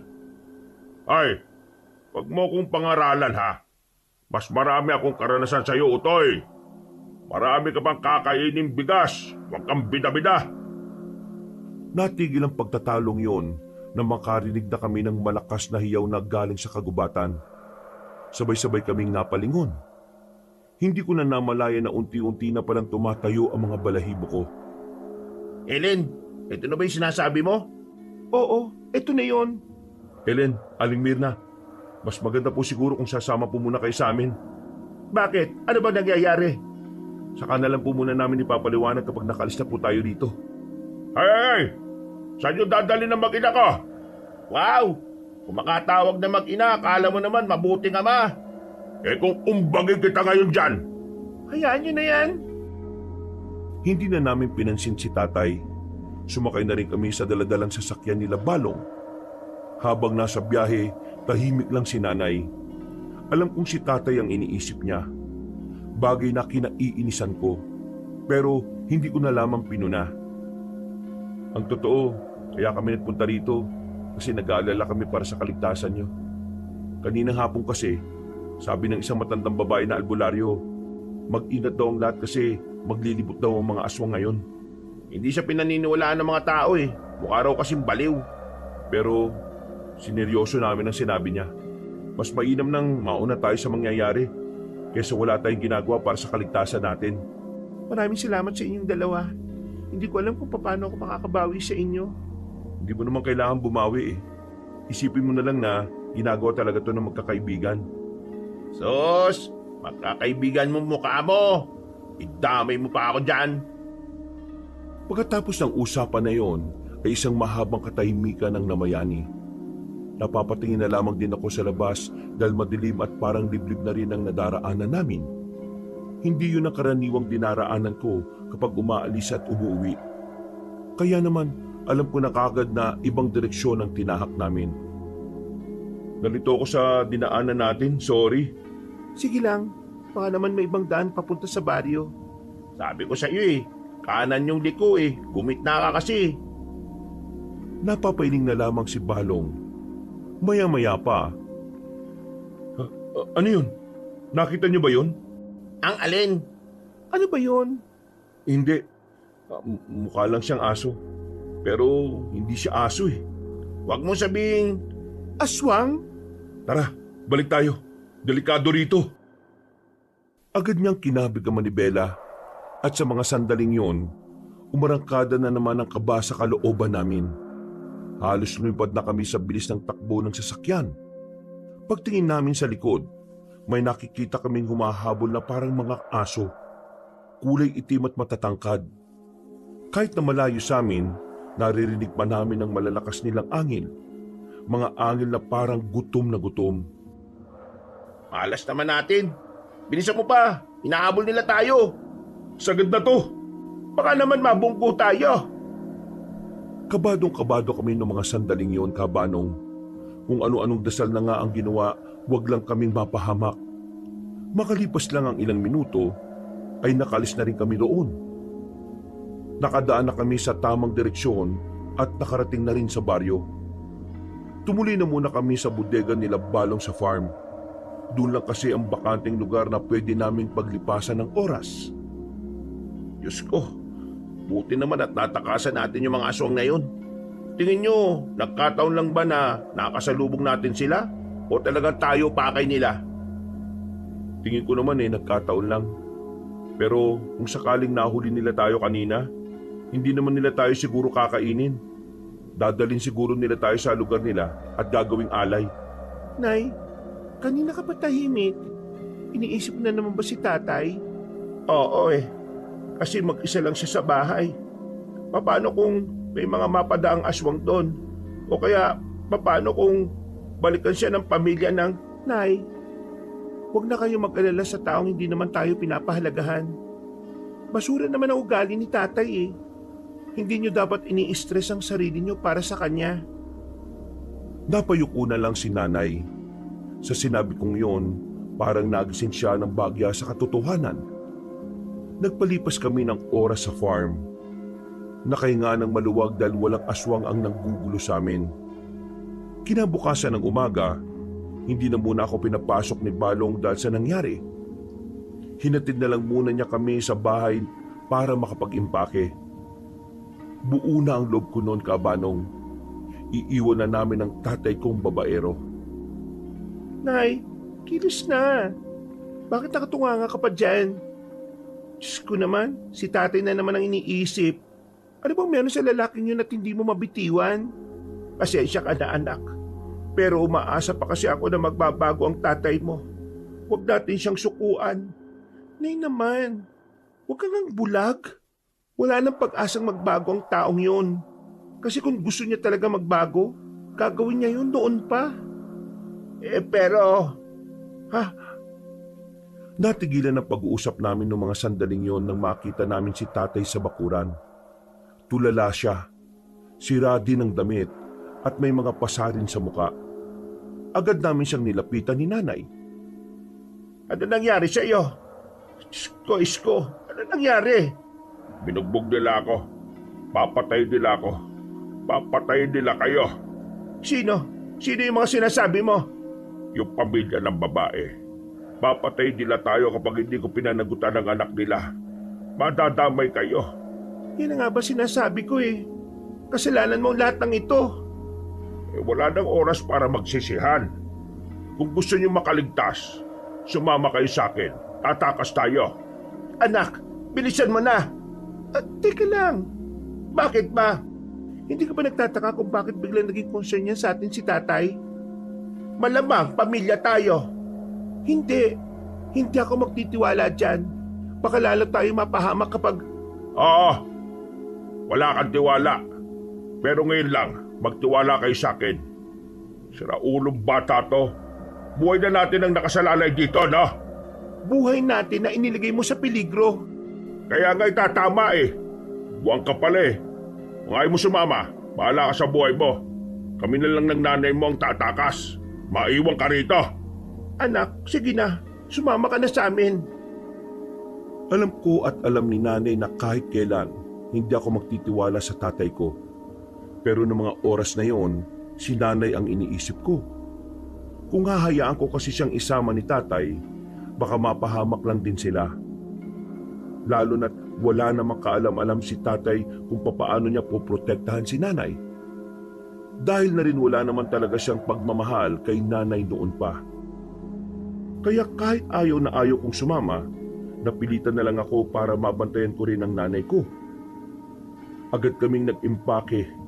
Binitbit na lang namin ang mga dala namin at pumasok kami ng kagubatan. Sabi ni tatay, sa dulo ng gubat na yon ay merong barangay. Meron daw siyang kakilala roon na tutulungan kaming makarating ng Maynila. Wala akong tiwala sa kanya pero sumunod na lang din ako sa agos. Buisit! Bilisan niyo lang maglakad! Para kayo naglalakad sa pasyalan na! Mabilis na nga to. Anong bilis pa bang kailangan mo? Pambihira naman. Huwag na nga muna kayo mag-away. Halos 2 oras na kami naglalakad sa kagubatan. Kalaunan, bigla na lang sinabi ng tatay ko na parang naliligaw kami. Iba na raw ang nadaraanan namin kumpara sa natatandaan niyang daan. Yan na nga ba sinasabi ko na Simpleng direksyon lang, hindi alam. Ganito nangyayari kapag nagtitiwala tayo sa wala ring alam kung hindi man babae lang. Malahimik ka dyan ha! Sinusubukan kong maalala ang daan kaya huwag mo kong guluhin. Sige na. Isipin mo na lang maigi kung saan ang tamang daan, Isko. Hindi tayo pa pwedeng abutin ng gabi rito. Manahimik muna kasi kayo. Di ako makapag-isip ng maayos eh. Kahit na banas na ako sa tatay ko kabanong, hinayaan ko siyang gawin ng makakaya niya para mahanap ang tamang daan. Ang kaso nga lang, inabot na kami ng hapon sa gubat pero parang paikot-ikot lang kami roon. Pabalik-balik lang kami sa dinadaanan namin. Alam mo ba talaga o hindi? Ilang oras na tayo nandito sa gubat? Wala naman nangyayari. Ang ingay kasi ng bunganga mo eh. Wala ka namang naitutulong. Ang sabihin mo, nagbida-bida ka lang talaga pero hindi mo naman talaga maalala kung saan. Dapat, hindi ka na lang sumama. Ang dami mong reklamo. Ano ba? Tama na. Sasapit na ang gabi. Dapat mas mag-isip tayo ng paraan kung paano tayo makakaalis dito. Nay, sumama ka sa akin. Ako ang hahanap ng daan. Huwag na nating ipaubaya sa kanya kasi mas lalo lang tayong naliligaw eh. O sige, bahala kayo sa buhay niyo. Tignan lang natin kung may magawa kayo kapag nakasalubong ninyo yung mga aswang. Ako may dala ko. Kaya kong protektahan ang sarili ko. Bigla na lang niyang pinakita sa amin ang hawak-hawak niyang kutsilyo. Sa puntong ito, parang natunaw agad ang tapang ko. Naisip ko lang kasi na baka kapag napuno sa akin si tatay, bigla na lang niya akong undayan. Hindi ko maiwasang hindi mag-isip ng ganon matapos ang lahat ng pananakit niya sa amin. Anak, hindi tayo pwedeng lumayo sa tatay mo. Wala tayong kalaban-laban sakaling makadaupang palad natin ng mga nilalang na yon. Napabuntong hininga na lamang ako. Noong mga sandaling yon, ay kinain ko na lang din ang pride ko. Inisip ko na lang din na pwede mapakinabangan ng daladalang patalim ni tatay. Ipinagpatuloy namin ang paglalakad. Pero kagaya pa rin ng mga naunang oras, wala pa rin kaming narating. Hanggang maya-maya lang, biglang tumigil si tatay. Binalik na niya sa tagiliran niya ang kutsilyo. Humarap siya sa amin na parabang hindi alam ang sasabihin. Naalarma na lang kami ni nanay nang marinig ang mga yabag ng paa. Sa isang iglap lang, napaligiran kami ng mga taong hindi namin alam kung papaanong natuntun kami roon. Isang matandang lalaki at binata ang nangunguna sa mga yun. Lumapit sila sa amin. partikular kay tatay. Mabuti naman at tumupad ka sa usapan natin. Dapat lang naman na tumupad siya. Kasi kung hindi, kakaidi ko siya. Kumalma ka, Rambo. Sinunod niya ang tradisyon at paniniwala nating mga aswang. Kaya wala kang dapat ikagalit. Pananagutan niya ang kapatid mo at magiging kagaya natin siya. Sandali lang. Wala sa usapan natin na magiging kagaya niyo ako. Ang usapan lang natin, dadalhin ko ang 2 alay ko at mananagutan ko siya. Hindi niyo ako papatayin at mananatili akong tao. Kasama sa aming kultura na kailangan mo maging aswang din. Hindi ka maaaring ikasal at maging asawa ng anak ko kung ikaw ay isang tao lang. Wala yun sa usapan natin. Teka lang, ano ba nangyayari dito, Tay? Ano to? Bakit kinakausap mo itong mga aswang na ito? Rambo, ipaliwanag mo nga sa isang yan kung ano ang ginawa ng kanyang ama. Binuntis niya ang nag-iisang babae sa angka namin. Bilang pagsunod sa tradisyon at kultura ng mga aswang, kailangan niyang panagutan ng kapatid ko. Kailangan niya maging kagaya namin. At kailangan niya magdala ng 2 tao bilang alay at handog sa angka ng binuntis niya. Kaya kayo dalawa, magpaalam na kayo sa mundong ito. Napakawalang iya mo talaga, Tay. Kaya ba napabalik-balik lang tayo sa gubat na ito para ipagkanulo mo kami sa mga halimaw na yan? Isko, paano mo nagawa ito sa amin? Hindi ko inakala na hahantong ka sa ganito. Wala na ba talaga kaming halaga sa'yo, Isko? Ha? Wala naman talaga kayong halaga sa taong to eh. Biruin mo, iaalay niya kayo para lang mabuhay siya. Isasakripisyo niya kayo dahil sa katarantaduhan na siya ang gumawa. Napakawalang kwento mo talagang ama kahit na kailan. Buhay ka pa, pero yung kaluluwa mo sinusunog na sa impyerno. Sana hindi na lang ikaw napangasawa ni nanay. Para hindi ikaw naging tatay ko. Diyos! Drama! Puro drama! Gusto niyong sagutin ko ang tanong ninyo? Oo! Wala kayong halaga sa akin. Kaya lang naman ako naging ama at asawa kasi itong si Merna. Mapilit sa akin eh. Patay na patay. Wala na ako magagawa eh. Kaya ayun, hindi ko naman inakala na tagal kami. At saka, kailangan ko rin naman ng mag-aasikaso sa akin kaya pinutos ko na. Isang malakas na sampal ang binigay ko sa kanya, Kabanong. Sa lakas ng sampal ko ay muntikan pa siyang matumba. Nasalo siya na matandang aswang sa gilid niya. Gulat na gulat siya sa ginawa ko. Suktulan na kasi talaga ang galit ko noon. Hindi ko matanggap na ganun lang pala ang tingin niya kay nanay. Sasampalin ko pa sana siya uli pero inawat na ako ng lalaking aswang. Nahawakan niya ang kamay ko. Naramdaman ko naman kung gaano kalamig ang kanyang palad. Ama na! Pare-pareho lang kayo madadrama. Sige, dali na ang 3 yan. Teka. Bakit pati ako? Malamang, makatakasan mo ang anak ko eh. Tingin mo ba pag nagbigay ka ng 2 tao matatapos na ang atraso mo? Hindi. Kailangan mo maging isa sa amin. Teka, sandali lang. Wala na kaming nagawa ng sapilitan na kaming dakpin. Kahit na anong sigaw ko ay walang nakakarinig sa amin para tulungan kami. Habang kinakaladkad niya kami, unti-unting lumaki ang pagkamuhi ko sa tatay ko. Kung meron lang akong pagkakataon para burahin siya sa mundo, ginawa ko na noong mga oras na yon. Ang kaso, wala. Wala kaming magawa. Kawalan ng pag-asa ang nararamdaman ko noon. Takot, kilabot sa ideyang mga aswang ang kasama namin. Makalipas lang ang mahigit 1 oras, nakarating na kami sa isang liblib na baryo. Narinig ko na halos lahat ng taga roon ay puro mga aswang. Ipinasok nila kaming 3 sa isang silid. Kasama namin si Papa na ilang naman sa amin. Walang hiya ka talagang tao ka. Walang hiya ka. Buwisi, demonyo, diablo, siraulo. Wala kang puso. Makasarili ka. Lahat na. Lahat na ng kasamaan nasa sayo na. Paano mo ito nagawa sa amin, Isko? Pwede ba? Tama na nga yung drama ninyo. Sinusumpa kita, Isko. Kung sakali bang sabay-sabay tayong mamamatay dito, sinusumpa ko ang kaluluwa mo na sana hindi ka na sana bigyan pa ng pagkakataon na mabuhay ulit sa ibang panahon at katauhan. Ano pinagsasabi mo? Nabubuang ka na yata eh. Minahal kita ng totoo. May mga pagkakataon na mas pinipili pa kita kaysa sa anak natin. Pero anong ginawa mo? Sinayang mo lang ang lahat. Kayo lang naman ang mamamatay rito eh. Ako, mabubuhay pa rin ako.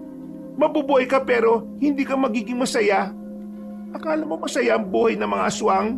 Hindi! Mababaliw ka rito! Oo na. Sumabat na naman tong isang to. Siguro kaya ka pinampo ng mga magulang mo nung bata ka. Kasi alam nilang lalaki kang masamang tao. Ano sinabi mo? Ha? Sige, subukan mo saktan ang anak ko. Papatayin kita ngayon din! Sa unang pagkakataon, naramdaman ko ang tapang ni nanay para sa akin. Naramdaman ko ang pagiging ina niya at hindi pagiging asawa ng tatay kong si Raulo. Matagal na panahon na ako nananahimik sa lahat ng kalokohan at kasamaan mo sa amin. Ngayon, hindi na ako titingin lang. Kapag dumampi ang balat mo sa balat ng anak ko, hindi ako magdadalawang isip na patayin ka. At paano mo naman gagawin yon, ha? Hindi mo alam kung ano ang kayang gawin ng taong punong-puno ng galit, Isko. Wala kang alam! Sa puntong yun ay nakitaan ko rin ang kaba ang tatay ko. Kahit ako rin naman, nabibigla sa mga sinasabi ni nanay. Nasanay kasi akong tahimik lang siya. Mahinhin at mababa ang boses. Pero sa mga oras na yon ay ibang ina ang nakikita ko. Isang ina na handang gawin ng lahat para sa kanyang anak. Tuluyan ang natameme si tatay noong mga oras na yon. Tila nakaramdam na ito ng takot kay nanay. Samantala, nagtabi na lang kami ni nanay sa sulok. Habang ang tatay ko naman ay nasa gilid ng pinto. Naghihintay na magbukas. Hindi ko alam kung anong oras na nun, pero bigla na lang dumating ang aswang na si Rambo. Kasama niya pa ang ibang aswang. Amoy na amoy namin ng masangsang na amoy na nagmumula sa ibang aswang na kasama ng lalaki. Ikaw, lalabas ka. Pupuntahan mo ang kapatid ko. Hihingi ka ng tawad at susumpa na magiging asawa mo siya. Pwede bang maging tao na lang ako? Ayoko talaga maging aswang eh. Wala kang karapatan na umayaw. Ginusto mo to eh. Kaya tanggapin mo kung anong kultura ang meron kami. Dahil kung hindi, isasama ka lang namin sa ihahanda namin para sa paparating na pista. Diyos ko naman oh. Pwede naman natin yata pag-usapan to. Gawin niyo na lang akong tao at kukuha pa ako ng mas maraming tao para ialay sa inyo. Saka mo na gawin yan kapag aswang ka na rin. Sige na, kunin na ito. Sandali pang tumingin sa amin si tatay, pero sinamaan lang namin siya ng tingin ni nanay.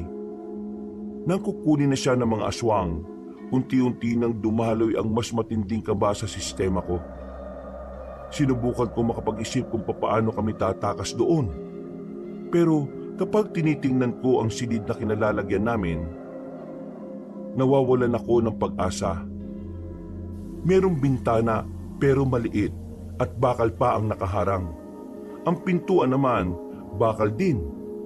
Tapos may nagbabantay pa sa labas. Anak, kapag nagkaroon ka ng pagkakataon para tumakas, mauna ka na. Bakit ako mauna? Kailangan dalawa tayo ang makalabas dito. Alam naman natin pareho na hindi ko na kayang takbuhan. Magiging pabigat lang ako sa iyo. Kaya mas mainam na mauna ka. Hindi, ikaw na lang ang meron ako.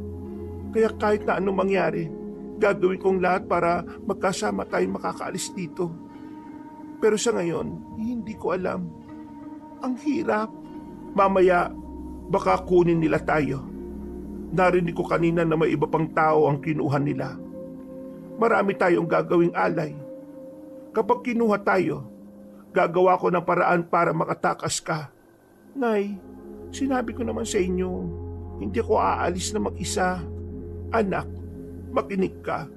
Kung hindi makakatakas ang isa sa atin, para na rin nating pinanalo ang mga aswang.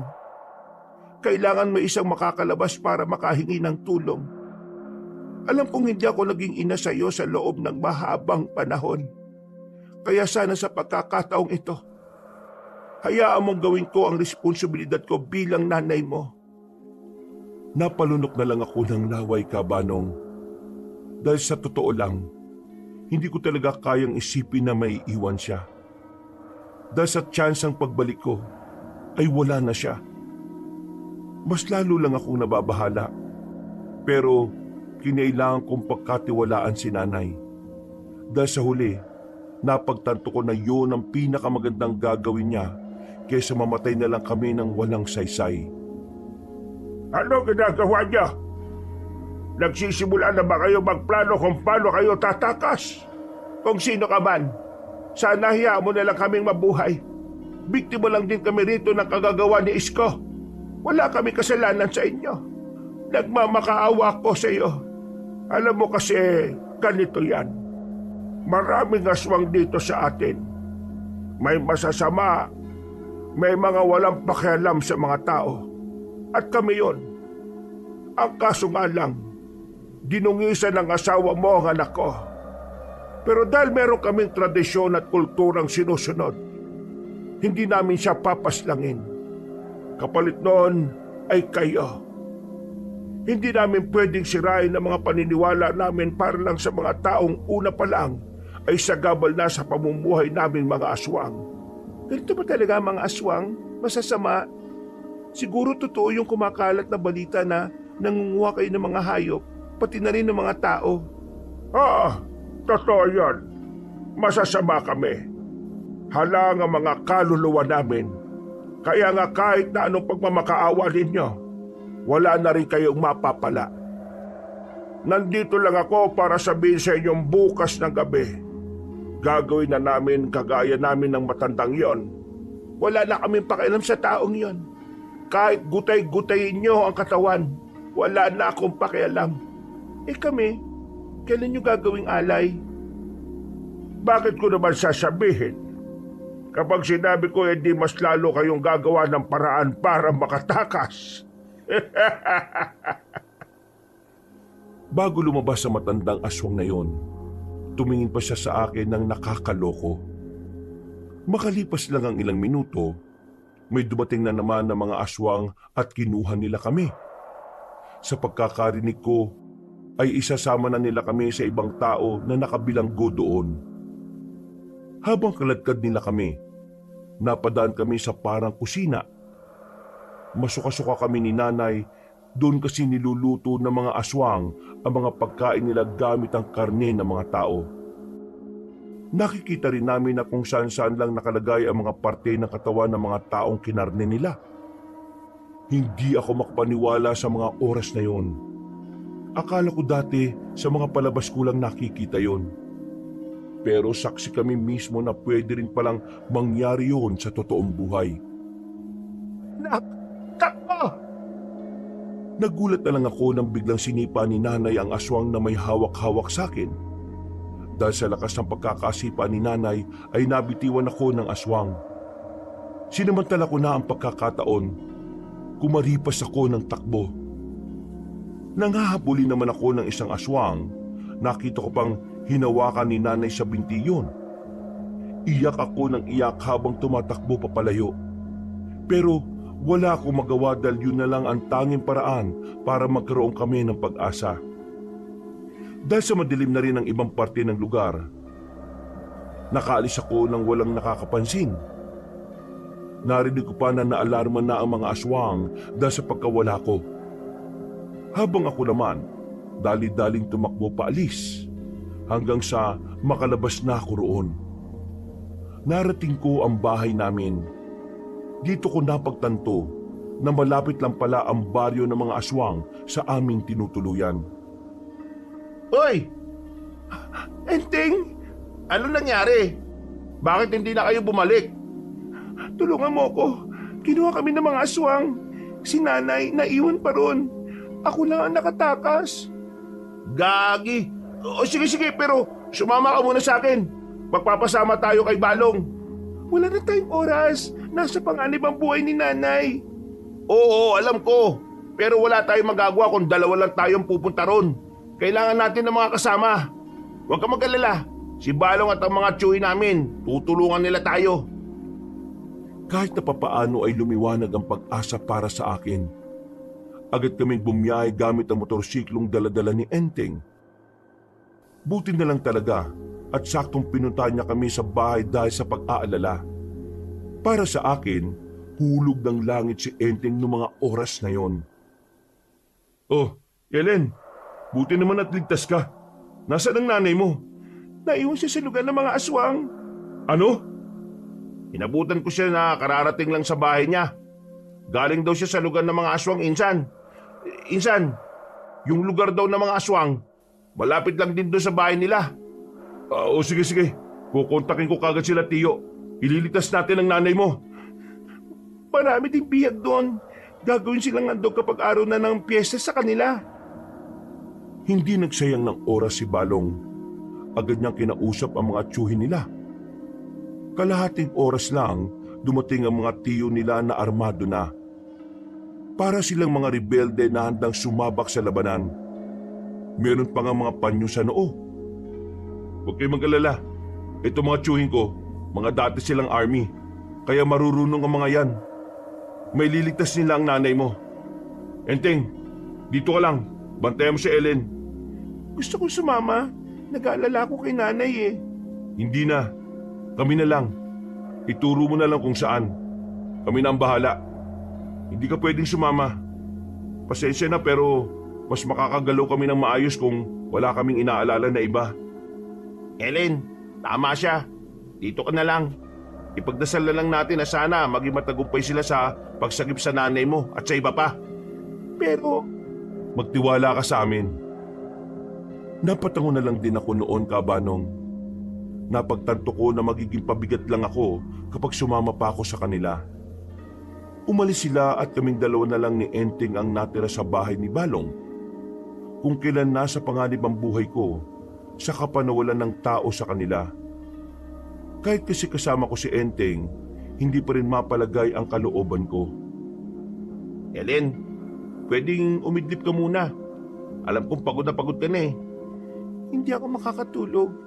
Hanggat hindi sila nakakabalik na kasama si nanay, hindi ako makakatulog nito. Ikaw ang bahala. Pero, anong itsura ng lugar ng mga aswang? Magulo, mabaho, lahat na nandun nakakatakot. Ang kusina nila, nagkalat ang mga karne ng tao. Ang mga parte ng katawan, makikita mo lang sa kung saan-saan. Masusuka ka kapag nakita mo ron mismo. Ramdam ko takot mo, Ellen. Huwag ka mag-alala. Hindi kita pababayaan dito. Ngumiti na lang ako sa kanya ng pilit. Pero ang totoo, walang puwang sa kalooban ko ang pagiging matatag ng oras na yon. Maya-maya'y may narinig silang kalusko sa gilid-gilid. Ano yun? Shh! Huwag ka maingay. Muli na namang nabuhay ang kilabot sa sistema ko, Kabanong.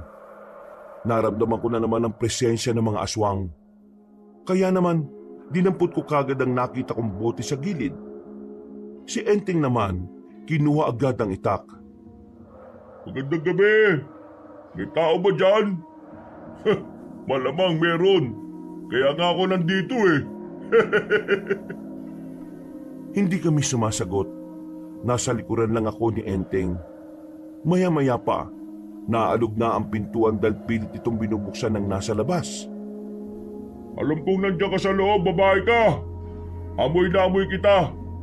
Akala mo siguro porque nakatakas ka eh, hindi na kita mahanap. Sa aming mga aswang, ako may pinakamabangis na pang-amoy. Kaya walang kwenta yung pagtatago mo dyan. Kung ako sa'yo, lumabas ka na dyan.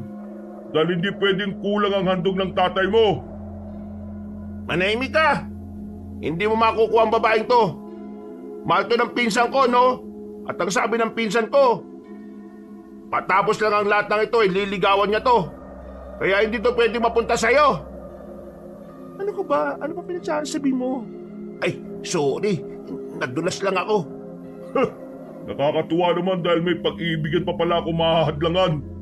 Pero wala akong pakialam. Gigibay ko na tong pintuan na to. Gibain mo! Gigibain ko rin ang mukha mo! Mas lalo pang lumakas ang pag-alog sa pintuan. Hanggang sa ilang sandali lang ay tuluyan na nga itong nagiba. Bumungad sa amin ang isang lalaking matangkad.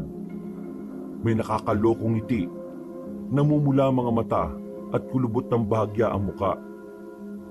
Ellen, sa likod ka lang. Tumakbo ka kagad kapag nahawakan to siya. Kuha mo. Kakayanin mo ba siya? Wala ka bang tiwala? Hoy, lalaki! Bigyan mo sa akin ang babaeng yan. Kung ayaw mong pati ikaw karnihin ko. Dami mo namang salita. Gawa agad! Sus! Noong mga oras na yon, alam kong pinipilit lang ni Enteng na maging matapang. Nararamdaman ko sa boses niya na natatakot din siya. Pero nagulat na lang ako nang bigla niyang lapitan ng lalaking aswang. Tinaga niya yon ang hawak niyang itak. Ang kaso nga lang, nahawakan ng lalaki ang kamay niya at naagaw ng walang kahirap-hirap ang itak. Lakas naman ang loob mong lampaka! Sinuntok ng aswang na yon si Enteng. Agad na natumba si Enteng at nawala ng malay.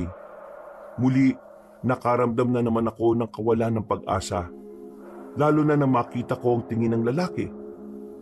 Ngiting tagumpay. Ngiting hindi na niya ako pakakawalan. Bakulit ka! Atay ka ngayon! Wag! Anong wag? Ayaw mo mamatay ang isang to? Sasama na ako sa'yo. Huwag mo na siyang saktan. Wala naman laban yan eh. Nakita mo naman na lampa, di ba? Walang binatbat yan sa'yo. Mabuti naman at alam mo. Halika na, bago pa uminit ang ulo ko. Marana akong naglakad sa kanya. Bawat hakbang ko ay parang hinahatid ko na naman ang sarili ko sa impyerno.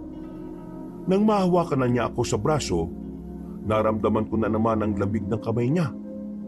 Bagay na nakakadagdag sa kilabot ko. Alam mo bang dahil sa ginawa mo, nagalit ang tatay ko? Pag-iinitan niya ang nanay mo. Wala siyang kasalanan. Huwag niyo siyang paghirapan. Huwag mo sabihin sa akin yan. Doon kay Airpat. Kung ako lang masusunod, pinakain ko na sa sigbin niyang nanay mo eh. Buti na lang mabait ako. Hinilan na niya ako palabas. Maigpit ang pagkakahawak niya. Kahit tangkain kong tumakbo ay hindi rin ako magtatagumpay. Kung hindi lang sana sira ulong tatay mo, di sana... Walang yaka. Bitiwan mo ko. Pagharap ni Rambo sa likuran, tinamaan ito ng taga sa bandang leeg. Agad na sumirit ang dugo ng aswang. Gumewang-gewang ito. Sinamantala naman ni Enteng ang pagkakataon para kunin ako. Sabay kaming tumakbo ng mabilis. Hindi ko na alam kung namatay ba o hindi ang aswang. Ang nasa isip na lang namin noon ay kailangan naming makalayo. Teka. Penga muna. Itihingal na ako eh. Akala ko hindi ka na magigising. Ano ka ba? Acting lang yun. Uy, ikaw narinig ko mga sinabi mo kanina Ano ka ba? Acting lang din yun. Para di ka naman niya saktan. Pero salamat muntik na ako ron. Sana naman napuruan ko siya. Putik na yan. Hindi talaga ako mananalo dun eh. Parang kakaibang aswang yun. Ano nang susunod natin gagawin ngayon? Aba, hindi ko rin alam. Lahat sila Tiyo kasama ni Balong eh. Huwag ka mag-alala. Gagawin ko makakaya ko para hindi ka makuha ng mga aswang. Maraming salamat, Enteng Nadadamay ka pa dahil sa akin. Naku, ngayon ko pa yata nahiya Halos kalahating oras din kaming nakatago sa gilid ng truck. Nang masiguro naming hindi na kami nasundan ng lalaking aswang, agad na rin kaming lumabas. Ang unang pumasok sa isipan namin pumunta sa bahay nila Enteng. Marami kasing tao roon. Nagbabaka sakali kami na matutulungan nila kami. Ang kaso nga lang, naglalakad pa lang kami papunta doon. Bigla na lang kaming sinalubong sa kalsada ng aswang na tinakasan namin. Galit na galit siya sa puntong yon. Nakahawak siya sa leeg niya.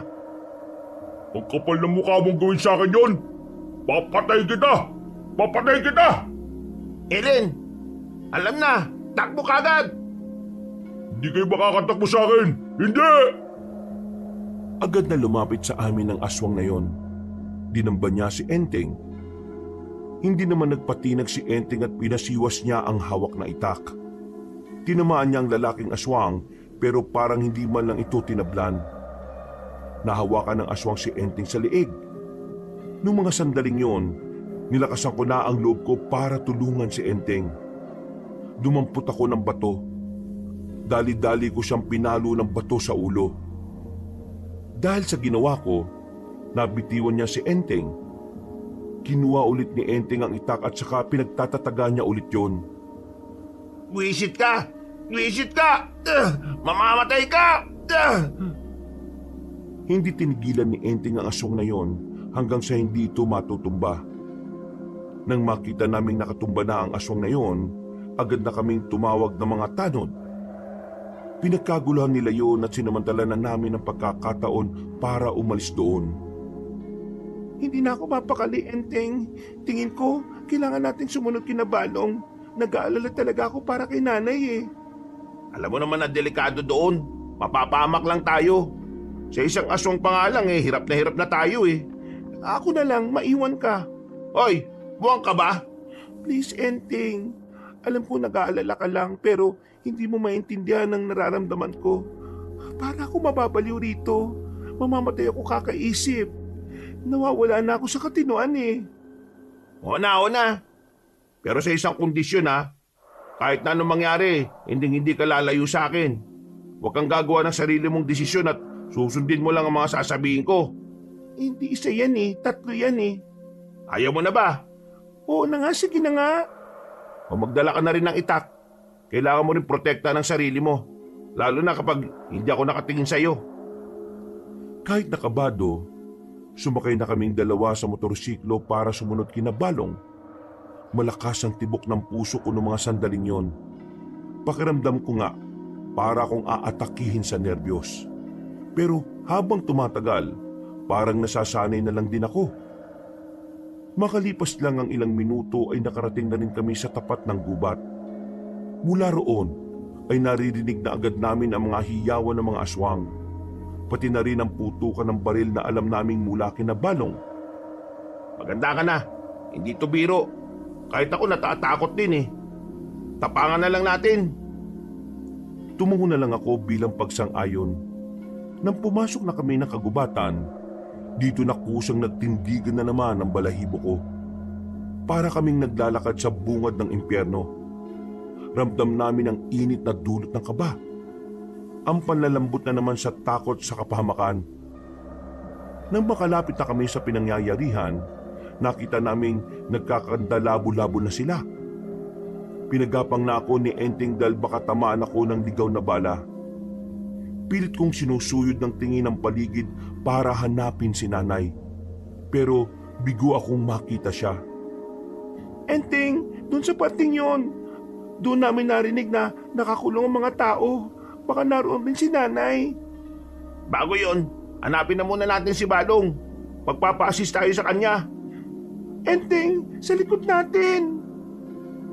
Mabilis akong bumangon, pero si Enteng naiwan siyang nakadapa. Akmang kakalbutin na siya ng aswang nang biglang dumating si Balong. Binaril niya sa ulo ang aswang na yon, dahilan para agad yung bumulagta. Oh, bakit kayo nandito? Di ba sabi ko huwag kayong aalis doon? Inatake din kami ng aswang sa bahay ninyo. Buti na lang napatay ni Enteng. Balong, pasensya ka na pero hindi talaga ako mapakali eh. Gusto ko makita si nanay. Hindi pa namin sila nahanap. Wala na sila sa kulungan eh. Parang inilipat sila sa ibang lugar. Pero ramdam ko na malapit lang yun dito. Insan, sabi nito may leader daw ang mga aswang Nakita niyo na ba? Hindi pa nga eh. Pero sumama na kayo sa akin. Hahanapin natin si Aling Mirna. Medyo lumakas na rin ang loob ko nang makasama na namin si Balong. Dumaan kami sa madilim na bahagi ng lugar na yon. Hindi pa man kami nakakalayo, meron ng aswang na humarang sa amin. Agad naman yung pinaputukan ni Balong. Nang may lumitaw pa ulit na isa, nawalan na siya ng bala. Kaya inagaw ni Balong ang itak kay Enteng. Tinaga nito ang aswang at matagumpay naman na niyang napas lang yon. Alerto tayo. Nasa lugar tayo ng mga aswang. Kahit na nung oras, pwedeng may makasagupa tayo. Nasaan pala yung mga tsuy natin? Ayos lang sila. Nandyan sa kung saan-saan. Hindi natin kailangan mag-alala sa kanila. Sanay na sanay sila sa mga ganitong gulo. Ang hanapin natin ngayon ay yung kulungan ng mga bihag. Naglakad na kami ng naglakad hanggang sa meron na kaming nakitang kabilang pares ng tsinelas ni Nanay. Sinundan namin kung saan ang maaaring direksyon na dinaanan ng nanay ko. Hanggang sa hindi na namin napapansin na unti-unti na pala kaming napapalayo sa labanan. Masukal na ang lugar na napuntahan namin. Dahan-dahan lang Sumenya si Balong na huwag kaming lalapit agad. Naramdaman kasi namin na may gumalaw sa likuran ng puno. Nakahanda ang itak namin. Nang sumenyas na si Balong, saka namin nilapitan ng likuran ng puno. Nakita namin doon si Nanay. Nakaupo habang yakap ang sariling tuhod. Takot na takot. Hindi alam ang gagawin. Naiyak kagad ako. Lalo na nang mataranta siya at akalaing mga aswang kami. Nay, ako to si Ellen, yung anak mo. Ellen, anak. Diyos ko, buti naman at ligtas ka. Huwag na kayo matakot, Nay. Aalis tayo rito. Kailangan na po natin bilisan. Baka, Insan, paparating na sila. Insan, sige, samahan mo sila. Ano naman ang gagawin mo? Pambira naman to. Magpapahabol ako sa kanila. Iibahin ko ang direksyon nila para hindi kayo maabutan. Dali na! Pero delikadong gagawin mo, baka mapahamak ka. Sige na!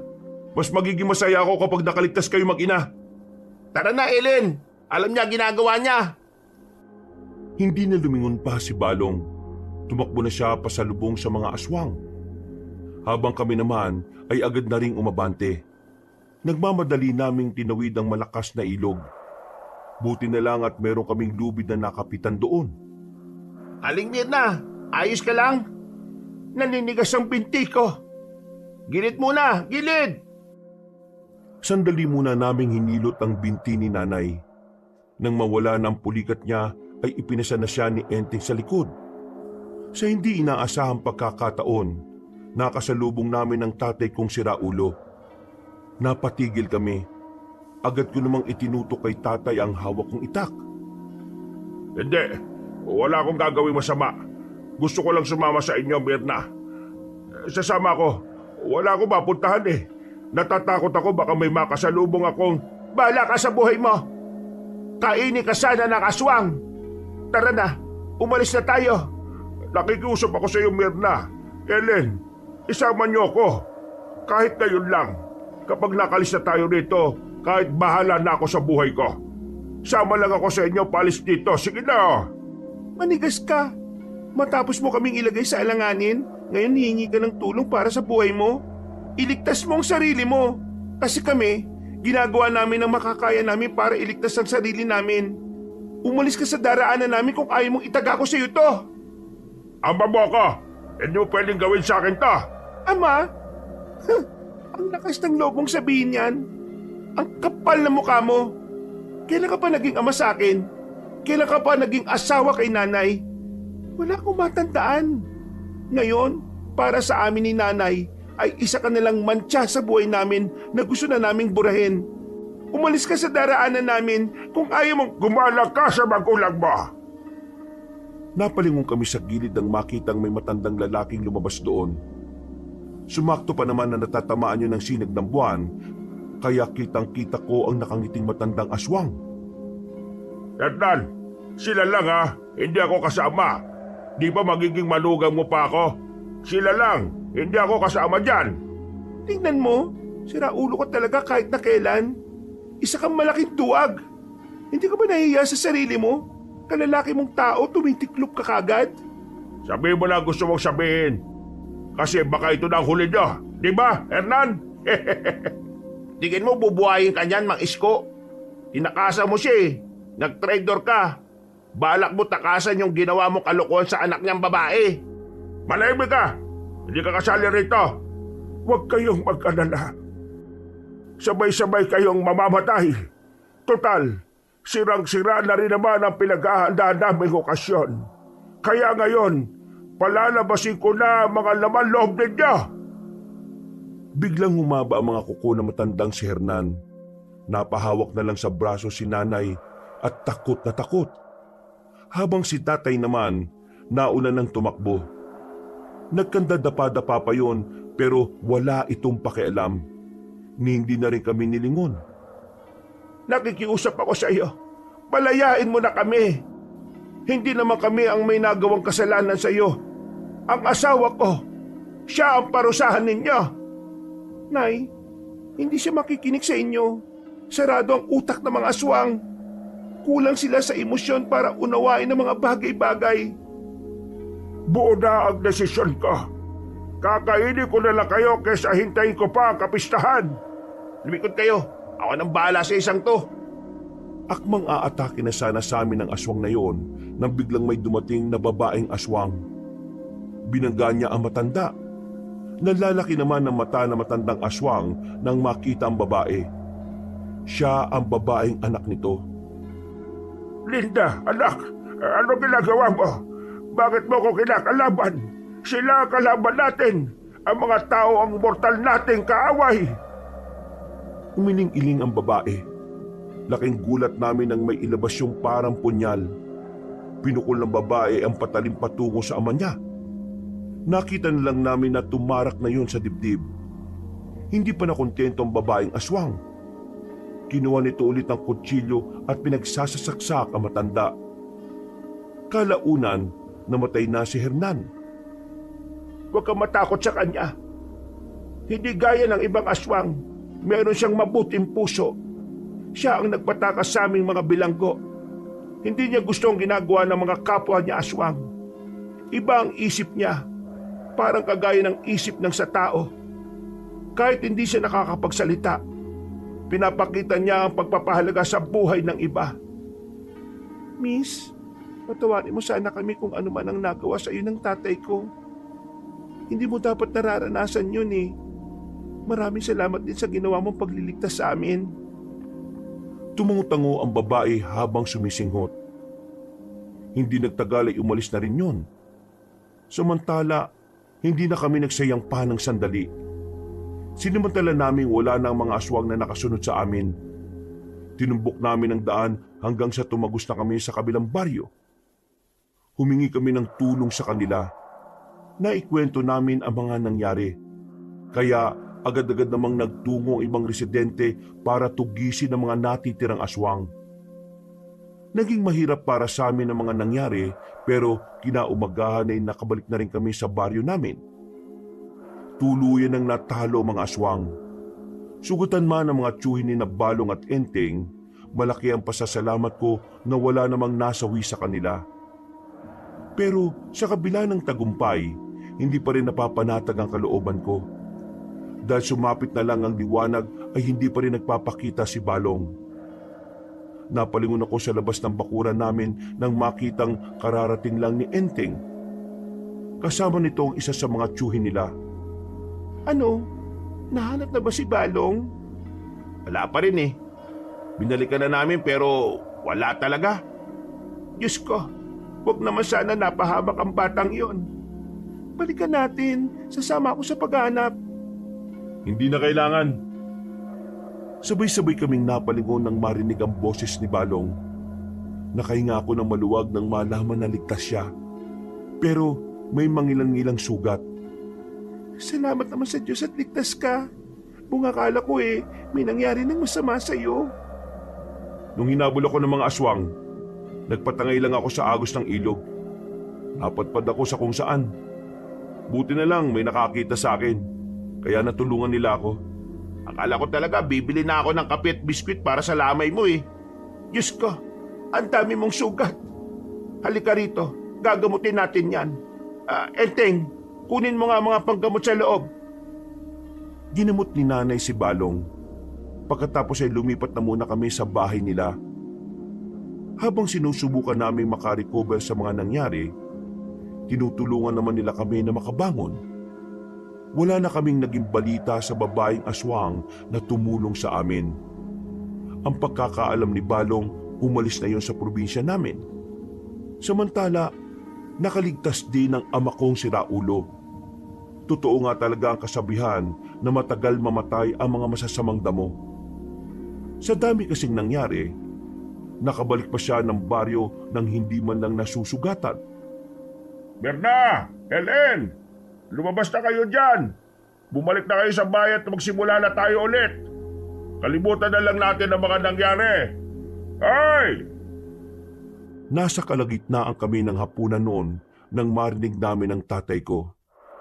Lumabas naman kami para harapin siya at kausapin. Isko, wala na kaming pakialam sa iyo. Mamuhay ka na ng mag-isa. Kasi yun naman ang gusto mo noon pa, di ba? Kami naman ni Ellen, mabubuhay na rin kami ng sarili namin. Kung umaasa ka pang magiging buo tayo ulit, habang buhay kang aasa, wala na kaming balak na balikan ka. Kaya ko nang mabuhay nang wala ka, Isko. Hindi ba pwedeng pagbigyan nyo naman ako? Pambihira. Tinakuan mo nga kami nung nasa gubat tayo. Pinatunayan mo lang doon na hindi ka karapat-dapat na maging haligi ng tahanan namin. Kaya umalis ka na, bago ka pa mabugbog ng mga nasa likuran mo. Babalyahin ka talaga ng mga yan. Kung mahal mo pa ang buhay mo, umuwi ka na, Mang Isko. Lumingon ang tatay ko sa likuran niya. Hindi niya namamalayan na naroon na pala ang mga tiyuhin ni Balong at Enteng. Sa takot na masaktan ng mga yon, kumakamot na lamang ang ulo nitong umalis. Hindi yun ang huling pangungulit niya sa amin. Halos araw-araw niya kaming ginugulo. At dahil alam naman namin ni nanay na hindi na talaga siya magbabago, nagdesisyon kami na mangibang probinsya na lang. Nagpakalayo-layo kami. Nagpunta kami sa lugar na kung saan hindi na talaga niya kami makikita. Sa ngayon, Kabanong, payapa na kaming namumuhay ni nanay. Nakatira kami sa paupahan na pagmamay-ari din nila Balong. Si Balong naman, nagsimula na rin siyang manligaw sa akin. At makalipas nga lang ng ilang buwan ay sinagot ko na rin siya. Mula noon, naging masaya na ang buhay ko kasama ng mga taong tunay na nagmamahal sa akin. Wala na ring aswang na nanggugulo sa amin. Ngayon, matatag na naming hinaharap ang mga hamon ng buhay kahit may pait at hirap. Ang mahalaga na lang sa amin ay magkakasama kaming lumalaban. Mga kabangers, mga kayanggaw, si Kabanong Puli. Thank you so much na naman po sa pagsubaybay sa aming napakagandang kwento ngayong araw na ito. Pero kung gusto niyo pa ng isa pang magandang kwento, kung maaari po sana ay bisitahin niyo po yung isang channel ko po, yung Pamela Clamil. Doon po, ako po ay nagnanarrate bilang si Lolo Pael at madalas si Kabanong rin. So sana po ay mag-subscribe rin kayo doon ha, kasi konti pa lang pong subscriber doon eh. Tapos, mag-comment rin po kayo at mag-like. At mas maganda pa nga niyan kung isi-share nyo po yung video. So, hanggang sa mga susunod na kwento, ito po ulit si Kabanong nagsasabing, I love you all! Wakas!